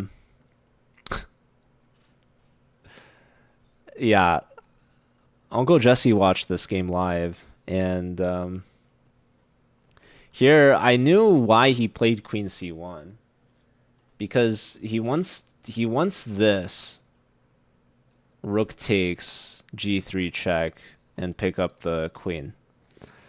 And so I thought it would be just so funny if I let him do that because he's missed the same exact fork that he missed earlier. So what I was thinking here is I'm just like thinking, okay, what on earth can I possibly do? What I didn't see is I could just go for the knight check anyways because the rook's pinned. So I didn't do that. I was like, I'm gonna move my king so that I actually get to take, and then I hit him with the fork again. And I saw king h3, rook takes. It's very important that I don't take with a pawn because after queen takes, my knight would be pinned, and I don't have the fork. So I was like, okay, rook takes. I have king takes. Blunder the queen, but then I get it back with the same knight fork that he blundered earlier. So I just thought that would be so funny. So then I was like, okay, well, let's just make sure there's no good follow-up checks. Okay, queen f1 check. I have knight g2 block, right? And he doesn't have this discovery anymore. So I was like, I'm chilling. So I play here, and of course, this blunders mate in 3. What we both missed apparently is after queen f1, knight g2, now there's just queen f5, and that's GG. I have pawn block and queen takes as mate. So thank the good Lord, he not only missed this, but he also missed. He just couldn't resist. So my trap worked exactly to plan. It was like he was a moth to a flame. He fell for it. Rook takes, and of course I have to take with the king, not with the pawn. With the pawn is a huge blunder because my knight gets pinned. So I do king takes, and then he realized for the second time he's forgotten about this ridiculous knight on h4, which has been on h4 since move 15. We're now on move 40.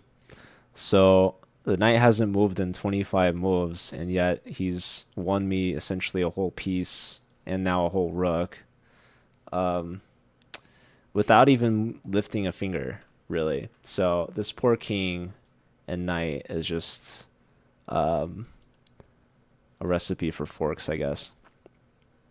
So yeah, I go from getting mated in 3 to now I'm up just 2 minor pieces. And he realizes, of course, now it doesn't work. So he gives me some other random checks. Here, this was also me just, I don't know if you'd call this bad manners or like just bad etiquette, but I was really kind of toying with him at this point. King F4 is just kind of like, oops, I blundered my queen again.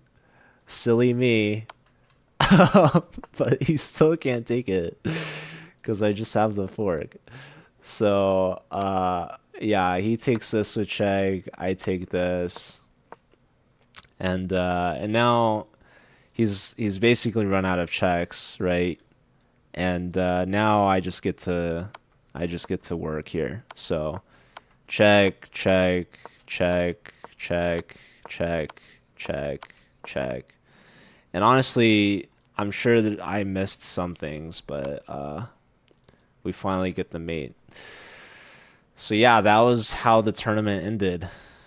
In National Open, I finished with a positive score 4 out of 7, and I won the last game with white, which gives me the free board.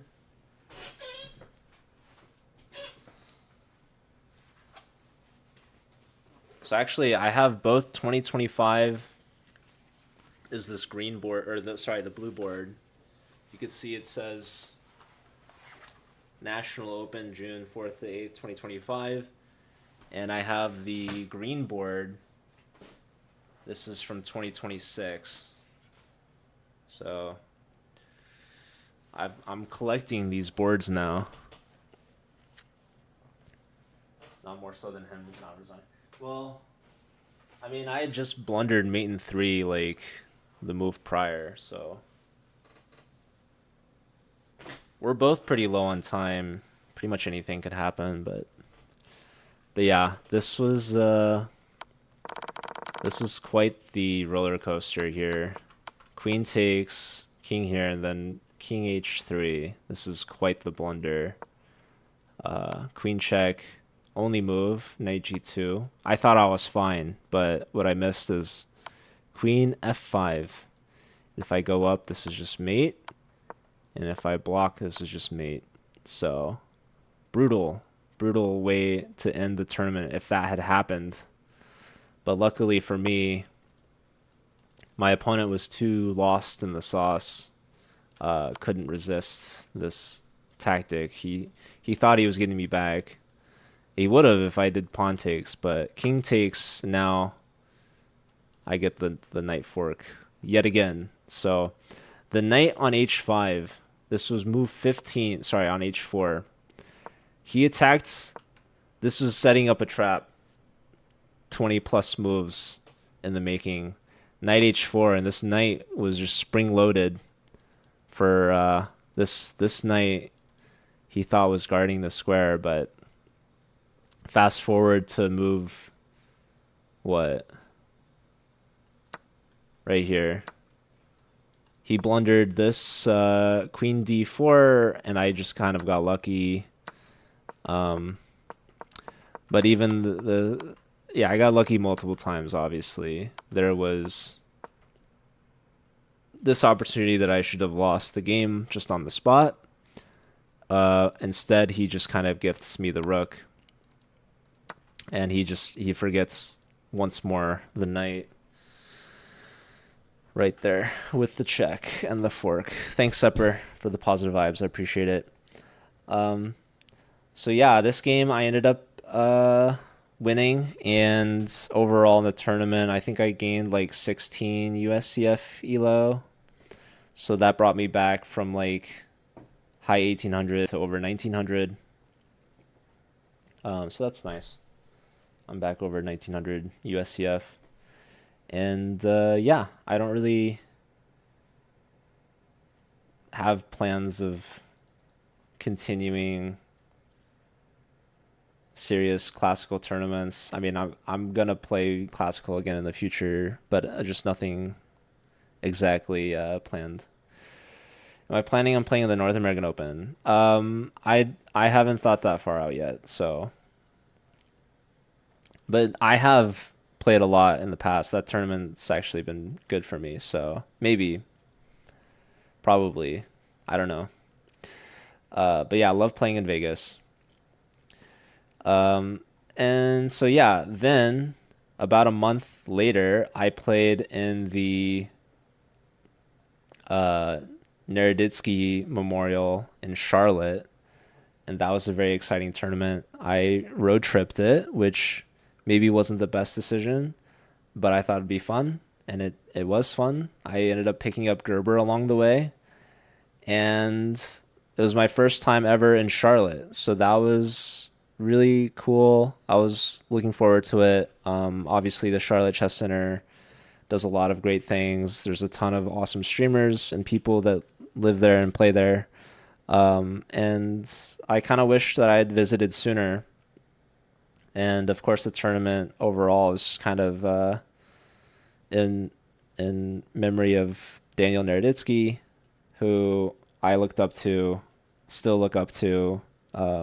He was my favorite creator, and I just like had to go. So it was a lot of fun though, and it was really cool seeing a ton of people showed up for it. The tournament itself was a lot of fun.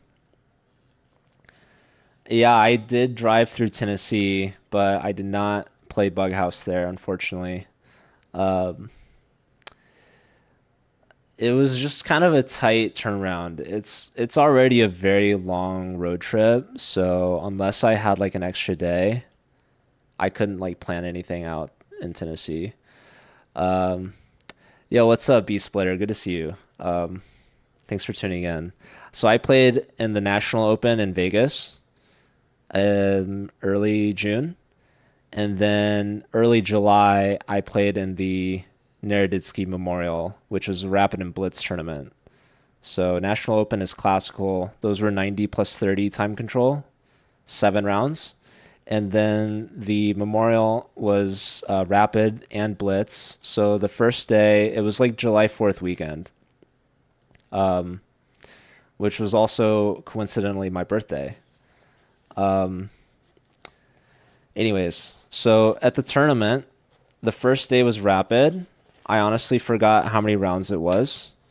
Um, and I honestly forgot like the time control. But my first opponent was like over 2300 or something, and I was playing in the lower section. So I was like, I didn't even know it was possible people that high could play. And she was a FIDE master, I think, and she just like smoked me.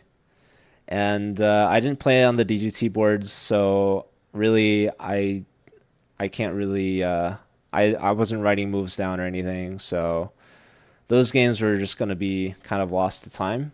But I still have fun. I have my results somewhere. I think I took a screenshot and put them maybe in Discord. Let's see if I can pull this up for you guys.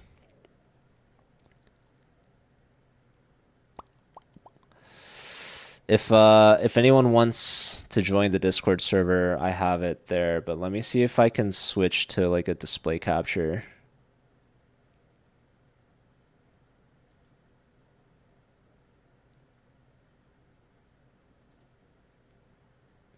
So probably this is gonna be like kind of impossible for people to see, but Jesus. Let me get rid of that. Okay, so yeah, first round I play FIDE Master Elisa Melikina, 2202, I think FIDE. No, I guess that's USCF. Yeah, so I didn't know if it was like an under 2200 section, or I guess it's an under 2300 section, so that explains it. But yeah, she just smoked me. And then I play, I don't know. I don't know really who any of my opponents are, but it's 7 rounds of like 15 plus 10 or something like that. Um, but yeah, so lost one. I drew this guy. This guy was just completely crushing me too. He was up like 2 or 3 pawns, and I just like somehow tricked him to trading down into like he was up an H pawn or something, and I was like, it's just a draw. So something like that. But he definitely should have beaten me. He had like an outside pass pawn that he just gave up for free, so that was helpful. So yeah, I think he was up like 3 pawns at one point. So I don't know what happened in that game, but that was not good for me. And I lost to Charles, who I don't even remember. Oh, this game, man, that game I like technically flagged, but I was losing my queen anyways. I had like no time. I make some random move, and then he traps my queen. That was probably my worst game of the tournament. And then from there on out, I guess I just kept winning. So we beat this guy, we beat this guy, we beat this guy. But yeah, like no one we played was over 1700 except for our very first round. So this was just kind of a weird sort of pairing, I guess. But I mean, like also like I don't even care too much about my rating in general. I feel like so it's fine. I don't know. It's like it's rapid anyways. But okay, let me try to pull up the Blitz results. So Blitz was like 3+2, and I think it was 11 rounds. Okay, I actually have it right here. So that's convenient. Okay, so here it is 11 rounds.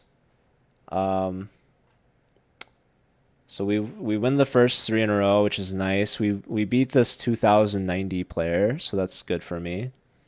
This game was really nice. He just like trapped his knight and I win a piece and I just win the game. Pretty smooth sailing. Then we play Andrew Fletcher, who for those of you that know him on Twitch, maybe I think it's like Borat Chess. Um, he's a funny guy. He's from Seattle. He's a national master. Rated 2100, but very strong. He won the rapid, actually, the under section of the rapid. And I met him in Vegas like years before. I met him in Seattle. Like he was one of our ambassadors in the college ambassador program. So he's I think recently graduated and very strong player. So lost that game, then lose again. Then we get a win, and then I get paired with the one and only Miss Botez. That game was really the only negative of the whole tournament, the whole event, really.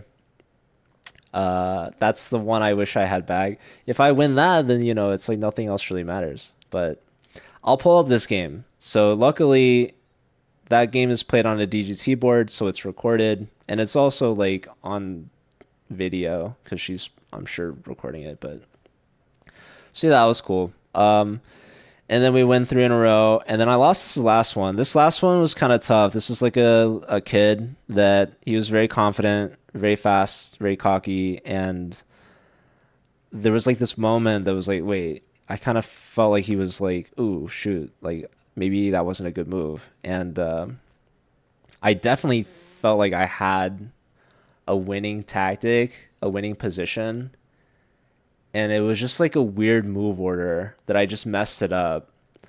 So had I won this game, I think I would have had a really decent score. So overall, it was 7 out of 11, which isn't bad. Um, but really, it was the game with Alexandra. So let me see if I can find that and pull that up. Maybe Sepper can find it faster than me, but that's okay.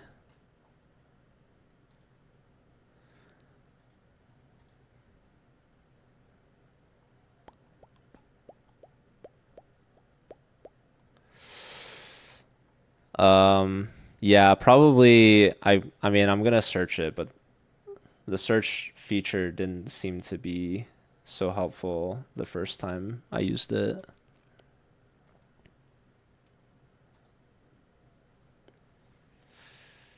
Past events. I think I could just find it here.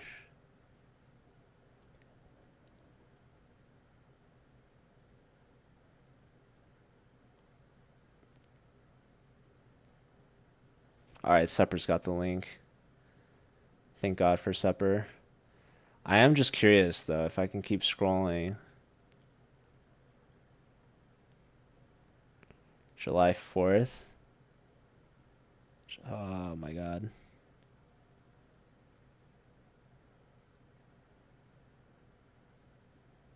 How are there this many?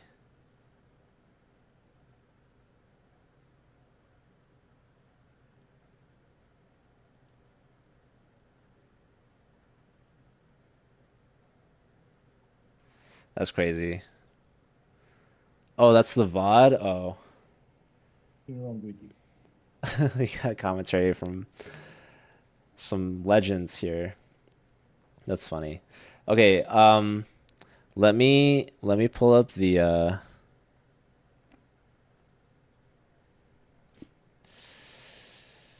look up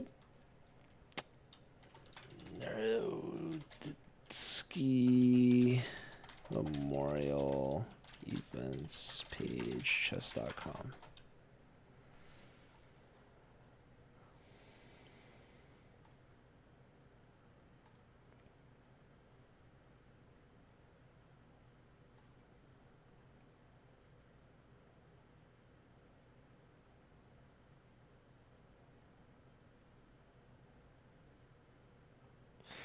Okay.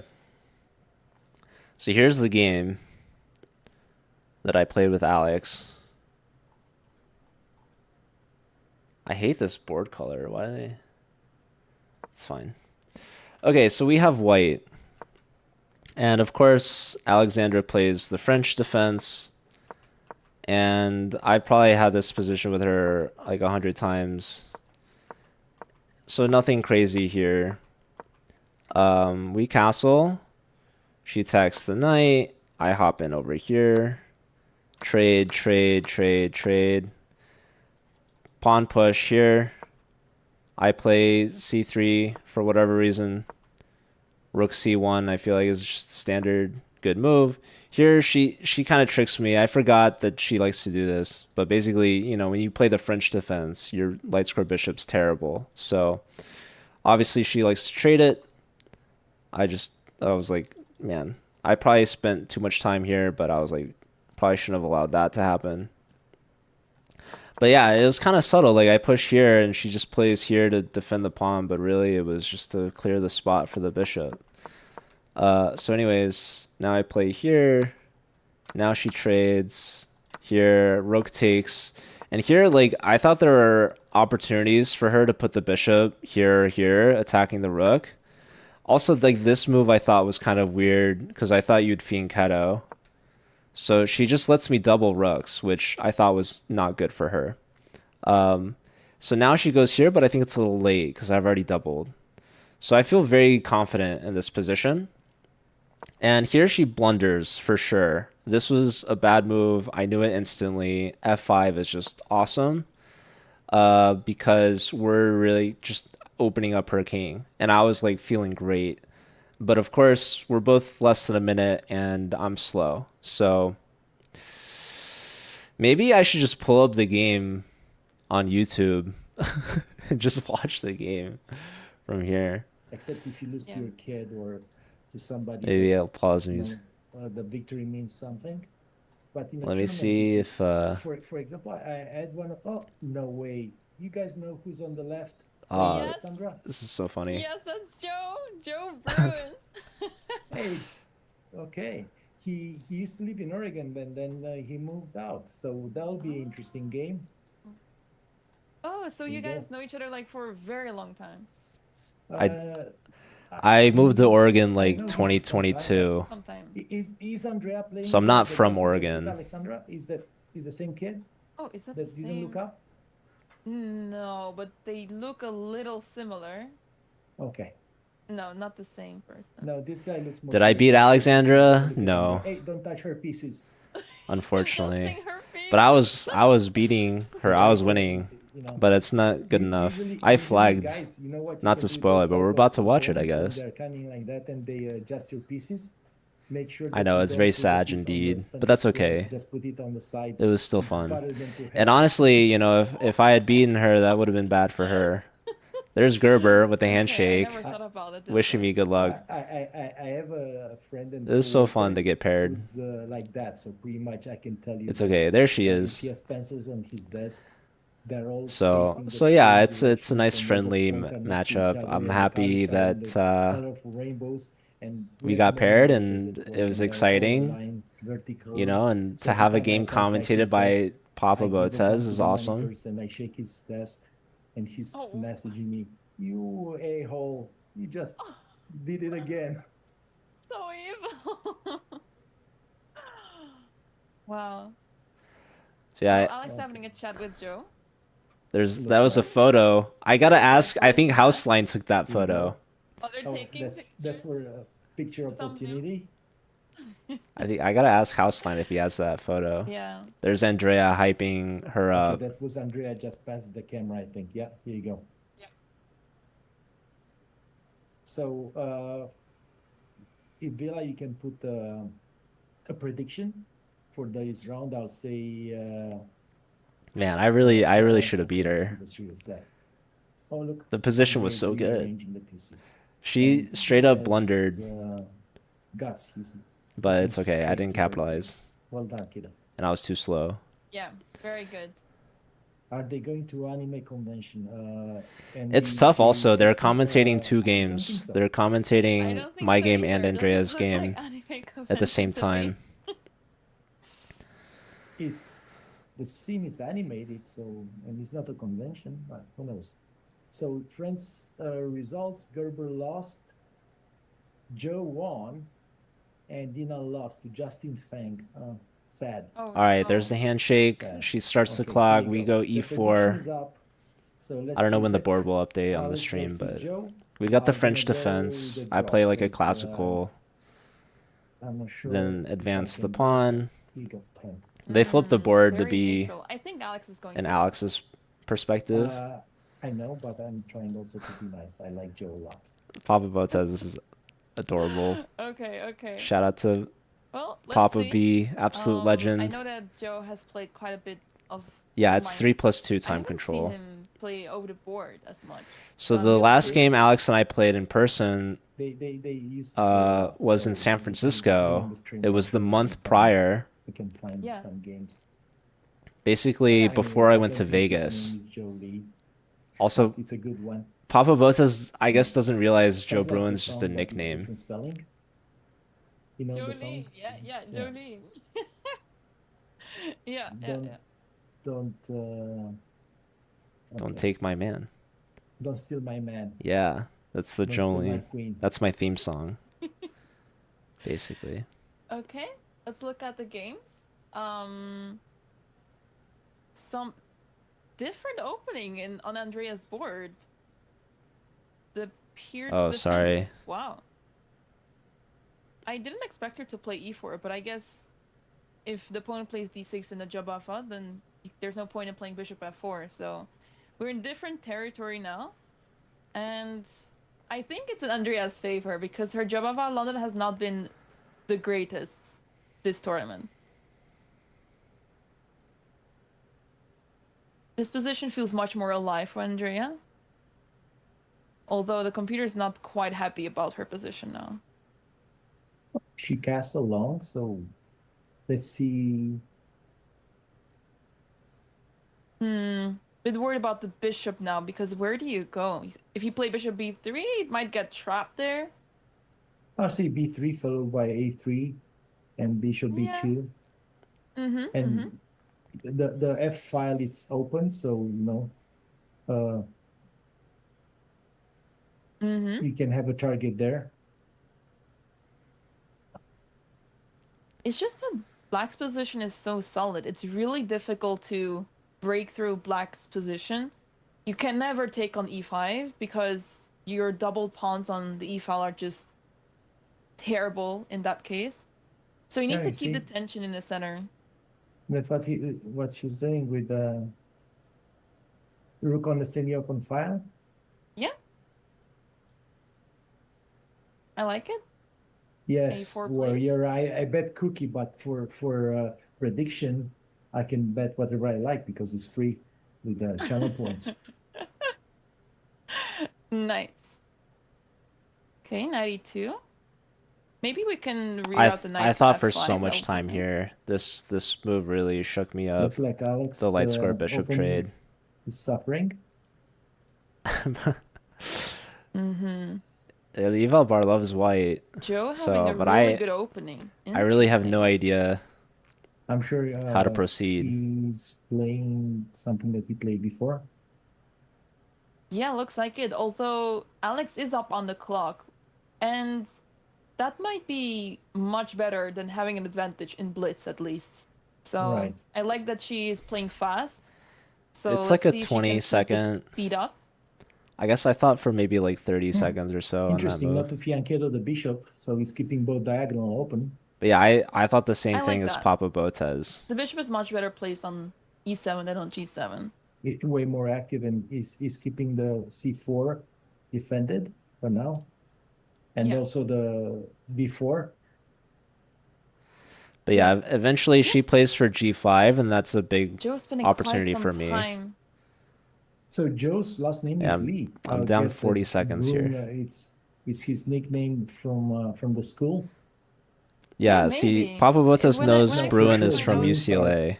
Bruins are the team from San Francisco. It's or I forgot UCLA. the name of the school. I apologize, but I'm But sure Sepper someone thought it knows. was the Oh. Bruins from Boston, Wow. It's funny but because they're different. the first time that I saw him on UCLA. Twitch, his username, I thought that he's maybe Dutch because Bruin, that word in Dutch means brown. So I thought it could be a surname, and it could be a Dutch surname too. So for like a very short time, I thought he could be Dutch or has some Dutch genes. Sorry, But then I Sepper. learned No. it's not even But his it's surname. okay. It's okay honoring, because like people think I'm UCLA Dutch, right? mascot. Like I think thinking Boston Bruins is closer than thinking that I'm So, Dutch. yeah, Because at unfortunately, least he's you not know Dutch, my real but, last name. Yeah, it's not even his Come on. surname, so Even doesn't Papa matter. Botez thought I Okay. was actually last name Bruin. what? I think I'm glad that I didn't hear that. No, I said not Wait. everybody can be Dutch, right? Okay. Yeah, I guess.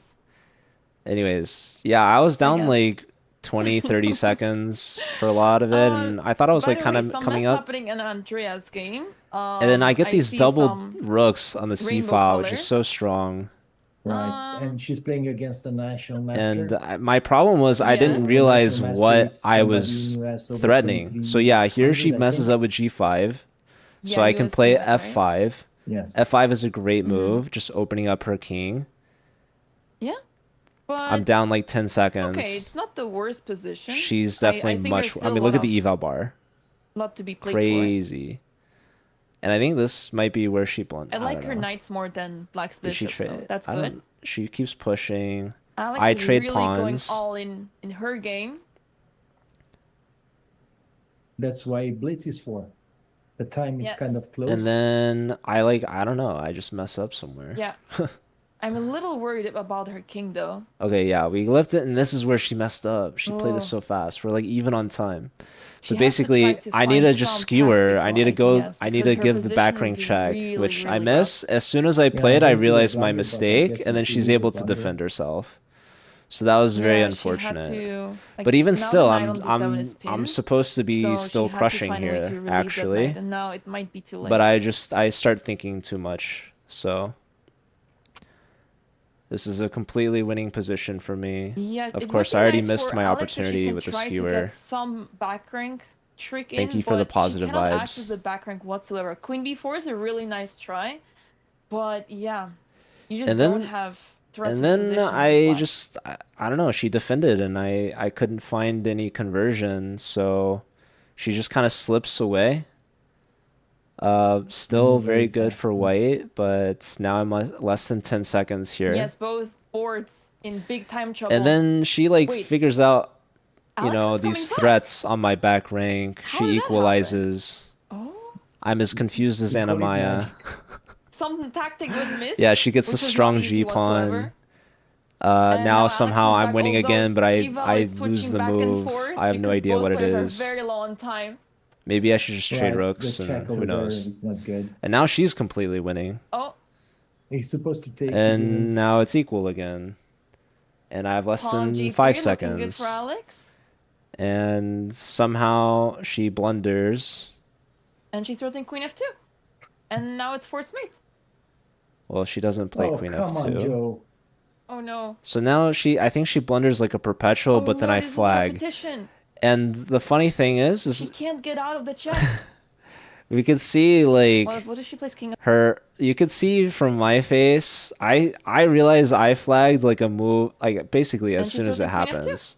And now it's forced mate. Oh, come on, Joe. Oh no. So I noticed it there, I think, and then Oh she no, doesn't this is a notice it. She's repetition. playing, she slows down, and then she can't get out realizes of the the clock. checks. What if she plays king f7? And she told me Oh later, no. she's like looking at the clock Wait, what and happened? realizing your opponent flag is like waking up on Looks- Christmas Day, basically, 'cause it's a free gift. Yay, I was Oh, right. he flagged. Oh, Oh, no. poor Joe. No. Oh. But yeah, that So, can I say I was correct twice? Once I was, and Andrea's winning? I kind of have to look Yes. at the. Yeah, I think Andrea she didn't is. convert this, if I remember, but completely winning. it's kind of sad. Just has to play fast. Please play fast, But Andrea. she's up 3 pawns to like nothing. So I was correct. It was a draw on the board. Yes, you were absolutely correct. All right, let me look at the game actually. So let me see if I can put it back to how it was. Okay. All right, have a good night, Theo. Thanks for being here. Thank you. All right, so yeah, this position is just fantastic for white. And I just couldn't figure out, like, yeah, I need to go for these light squares and get the king sort of loose. So like queen d3 is a very logical move, right? Just threatening check. Very strong. I go here. It's not the best, but still pretty decent for white. Apparently now you can castle, which is ridiculous. But okay, queen here, and I just didn't realize my threat. Like the queen could not lift because I just have this skewer on the back rank. So that was unfortunate. As soon as I had played, I realized, shoot, I missed the skewer. And then she immediately defends it, of course, and defends the knight as well. Probably I should bring the knight in. Okay, I go here to cut the king off, I guess. She goes there. Now I bring the knight in. Trade, trade. She goes for the queen trade, of course. I keep the queens on. She comes back, and now here, probably I have bishop h4. Or no, maybe I get back rank mated. I don't know. I don't know. I have something here, clearly. So apparently I can trade on d7, which I do. Now it's bishop h4 is the move. Now I play bishop h4. Okay. Well, so okay, bishop h4. This is maybe a little weird, right? Here takes. Oh, it's pinned. Duh. Damn. So I missed bishop h4, of course. Even still now, it's very much winning. So I go here. Now I'm trying to get in this diagonal. King is back. I go here. Now position's equal. Queen f7. Threatening mate. I try to make some space, but of course she locks that down. And now I cover. Now she's trying to go here, I guess. Yeah, this is just brutal, man. I don't know. I don't know what I can do now. So yeah, here she needed to play queen f2, or even sacking, actually. Wow, this is just forced mate. Here, here, here. Very beautiful mating sequence. But of course, she goes for the like worst angle to do it, and now queen takes g3 is a draw. King here, queen d3, king g7, queen g3, and that's when she realized that I had flagged. So very unfortunate. So yeah, this is a draw. If she tries to go somewhere else, like let's say here, then I just have rook d8 check, and it's gonna be mate. Similarly, if you go here, now I have queen f3 check, apparently. Here, now I'll have some sort of mate with queen f6, rook to d8. So, yeah, I think a draw would have been a fair result. But of course, I should have just won earlier. Really, the thing I missed was this skewer right here. This is a big blunder. This is a big skewer. Of course, I just miss it. But even still, after that, I missed this really nice, like takes bishop h4 here. Would have been very, very smooth. Very nice move. Here, if something like this, wow, rook c8 just mate in one. That's crazy. Or queen e8 is mate in two. But yeah, man, we were both so winning and we both just messed up. It's blitz, so that's how it goes sometimes. So yeah, that's my recap of both National Open and the Naroditsky Memorial. I do want to show off this poster. So everyone that signed up for the tournament got to get this free poster, and I ended up getting it signed by just a ton of people. Very cool black and white photo of Daniel. And the biggest signature, literally and figuratively, this big curved one here in the middle, that's Senderov. So we got Senderov. The only signature that I really missed out on, I'd say, is Fabi. But I feel like I could maybe get Fabi still because we both live in St. Louis. So to be determined if we can get him later. Otherwise, if I did get him, I'd probably have it framed by now. Yeah, thanks, Ruby. I am very proud of it. I'm definitely going to cherish this. We got all the streamers to sign it. I met John Bartholomew for the first time. Houseline for the first time. I mean, there's so many people here that I can't even recognize the signatures. One cool one, though, I would say the one player I was really kind of starstruck by, I think it's this one. Yeah. It starts with a B, but apparently that's how you sign the letter V in Russian. It was Vasil Ivanchuk. I was like, that was quite literally the one player there that I was like starstruck by.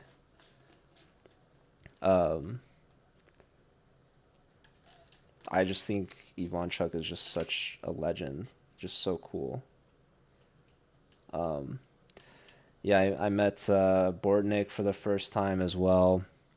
Um, so yeah, very cool events. They plan on making it annual, so I'm already excited to go again next year. Yeah, John Bartholomew swept the creator tournament. It was insane. He won a perfect score. It was funny. I walked up to him right after the eighth round, and he had one round to go. He was perfect 8 out of 8, and like maybe someone would be able to tie him or something if he lost the last round. So I asked him, I said, John, who are you playing in the last round?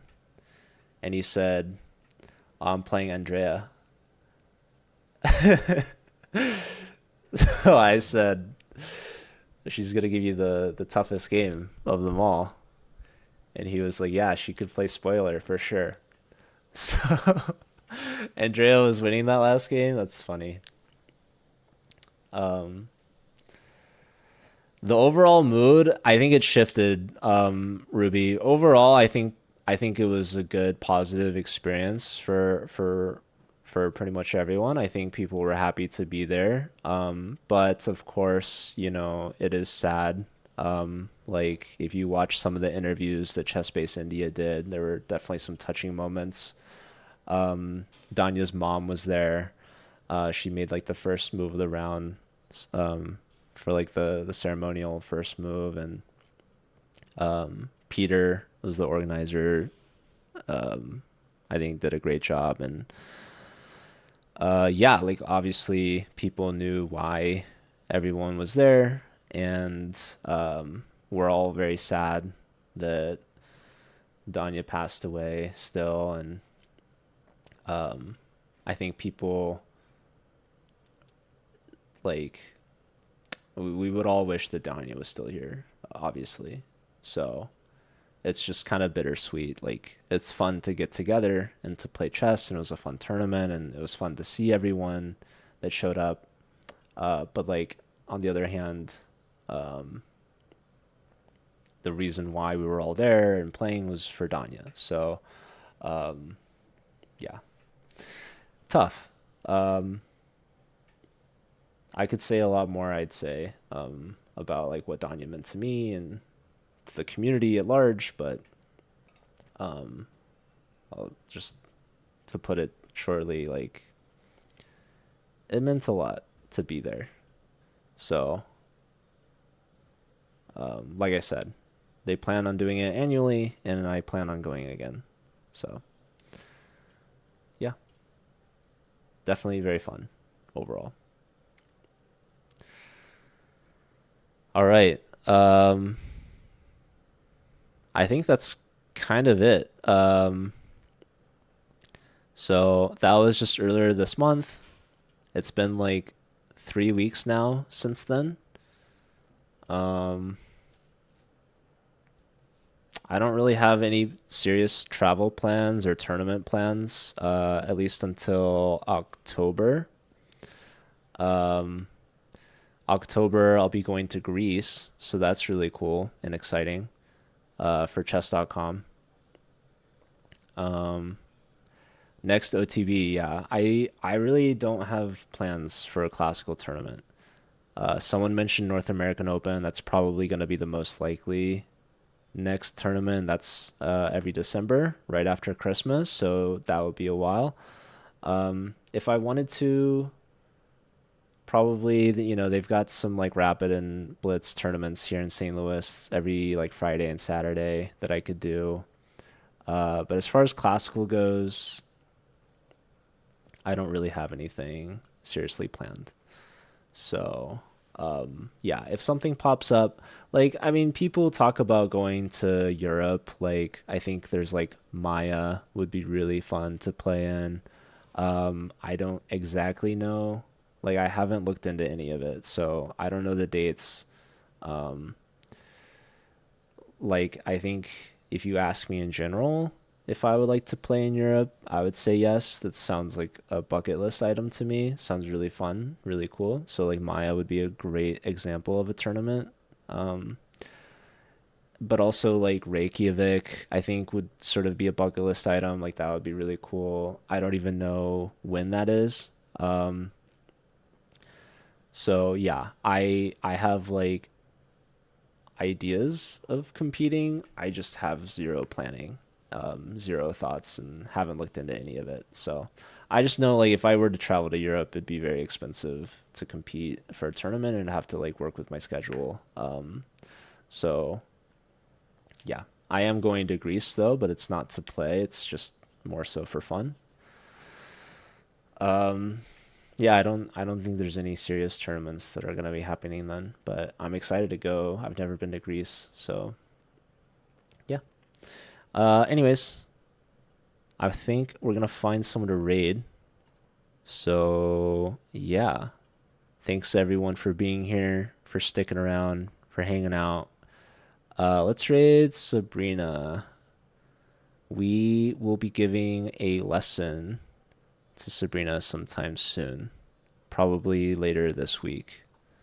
So stick around for that. Stay tuned whenever that may be. Yeah, thanks Ruby. See ya Poker Bras. And see ya Sepper. And everyone else that was here.